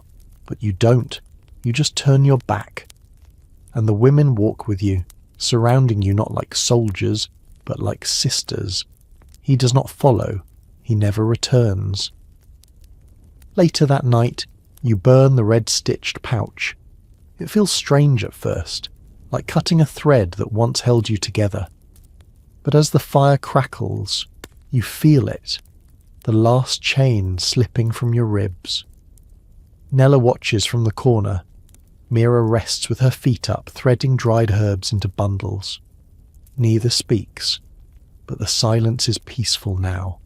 And when you open the window to let the smoke out, the breeze carries it far beyond the hills. The next morning you plant something new in the garden, a little row of lavender tucked between the rosemary and thyme.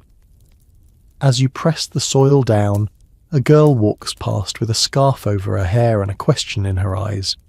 You nod. She approaches. Later, when she's gone, Mira asks, "Do you think more will come?" You smile. "I'm counting on it." And from that day forward, the little house with the herbs and hens becomes known by another name. Not the widow's cottage, not the healer's hut, just the threshold. The place women come to leave old names behind and choose new ones for themselves. The place where no one asks, "Who was your husband?" but always asks, "What do you need?" Sometimes they stay a day, sometimes a season, sometimes forever. But no matter how long they remain, each leaves something behind. A dish, a laugh, a scrap of lace, a quiet story murmured before sleep. And slowly, the walls grow warm with it all. A history made not of battles or kings, but of women who chose not to disappear. You sit by the fire that evening, cup of tea in hand, and listen to the sounds of the house, the creak of the floorboards, Mira humming, Nella snoring lightly from the loft. And outside, spring presses her green fingers deeper into the world. You close your eyes. You're not waiting anymore. You're not hiding. You're home. You wake before the birds, not from fear, not from habit, but because the morning is full of promise, and your body has finally learned to rise with joy. The house is still. Mira sleeps curled like a cat beneath the window, one arm flung over her eyes. Nella's breathing is steady above, a soft rhythm that blends with the wind in the rafters. You pull on your shawl, step outside barefoot. The earth is damp with dew. The sky is shifting from slate to rose.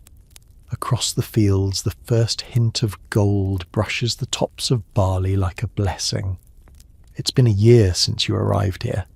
A year since you ran barefoot down the river path. since your heart beat like a trapped thing inside your chest, since the first night you slept with a knife beneath your pillow and the taste of copper in your mouth. Now the knife is buried in the garden, a memory you don't need at your side. Instead you hold a wooden spoon, a trowel, a comb, softer tools. Inside the hearth is still warm from last night. You stir the ashes, lay on fresh kindling. Soon the room glows again, golden and alive. Mira stumbles in with wild hair and one eye open. She grumbles, "Why are you always awake first?" You smile. "Someone has to start the day." She snorts, but starts the tea. Nella arrives with a scarf tied over her braids and a basket of fresh-laid eggs. She drops them into the bowl one by one like precious stones. The door creaks open without a knock. It's Gertie from the mill holding a bundle of yarn and 2 bruised pears. Behind her, the baker's youngest daughter clutches a crumpled note and a single copper coin. They don't need to explain. You motion them in. This is the rhythm now. A steady stream of women and girls, stories traded over soup, secrets passed through stitches and lullabies. Some leave with a salve in their satchel, some with a new name, some just with a nap and a hot meal, but all leave lighter, and all return in their own way. You keep a ledger, not of names, but of things mended, cloaks restitched, teeth pulled, tears heard and not judged. You don't count them in numbers, only in warmth, only in weight lifted. Sometimes the men in town mutter about your house, say it's full of witches, or worse, women with opinions. You smile at that. Let them mutter. You know what you are. You're the door at the edge of the village that always opens, the hand that reaches out instead of slapping down, the soft space between escape and return. Today, a letter arrives by pigeon. You unroll it slowly. The ink is smudged, but the message is clear. Safe. Happy. Thank you. No signature. You tuck it into the old book. Later, when Mira sees you smiling, she asks, "Another letter?" You nod. She sighs. "We'll need more pages?" You laugh. "We'll need a bigger house." And maybe you will. The weeks pass, and with them, the rhythm of seasons begins again. You build a second shelf for herbs. Mira finally agrees to repaint the shutters. Nella begins teaching a girl from the next village how to bind wounds and recognize fever behind the eyes. One evening, as rain taps gently on the thatch, you sit with them at the long wooden table. The room smells of thyme and warm milk. Laughter rises and falls like breath. Someone hums a lullaby you don't recognize. You don't need to. It belongs here now. Across the table, Nella pauses her stitching.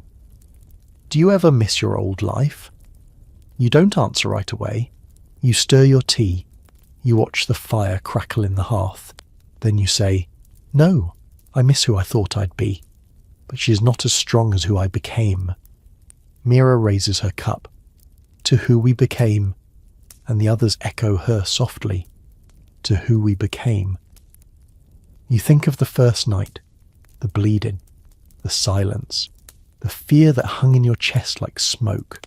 And now, the voices, the fullness, the ordinary peace of knowing what tomorrow looks like, and that you get to shape it. Later that week, a group of girls from the Weaving Guild comes by with questions.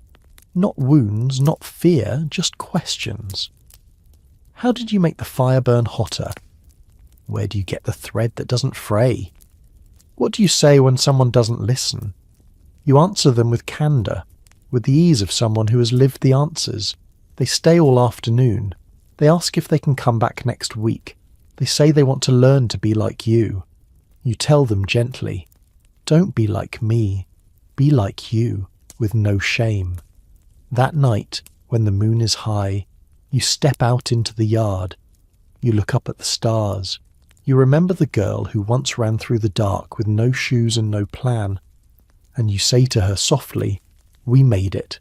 Not perfectly, not without scars, but free."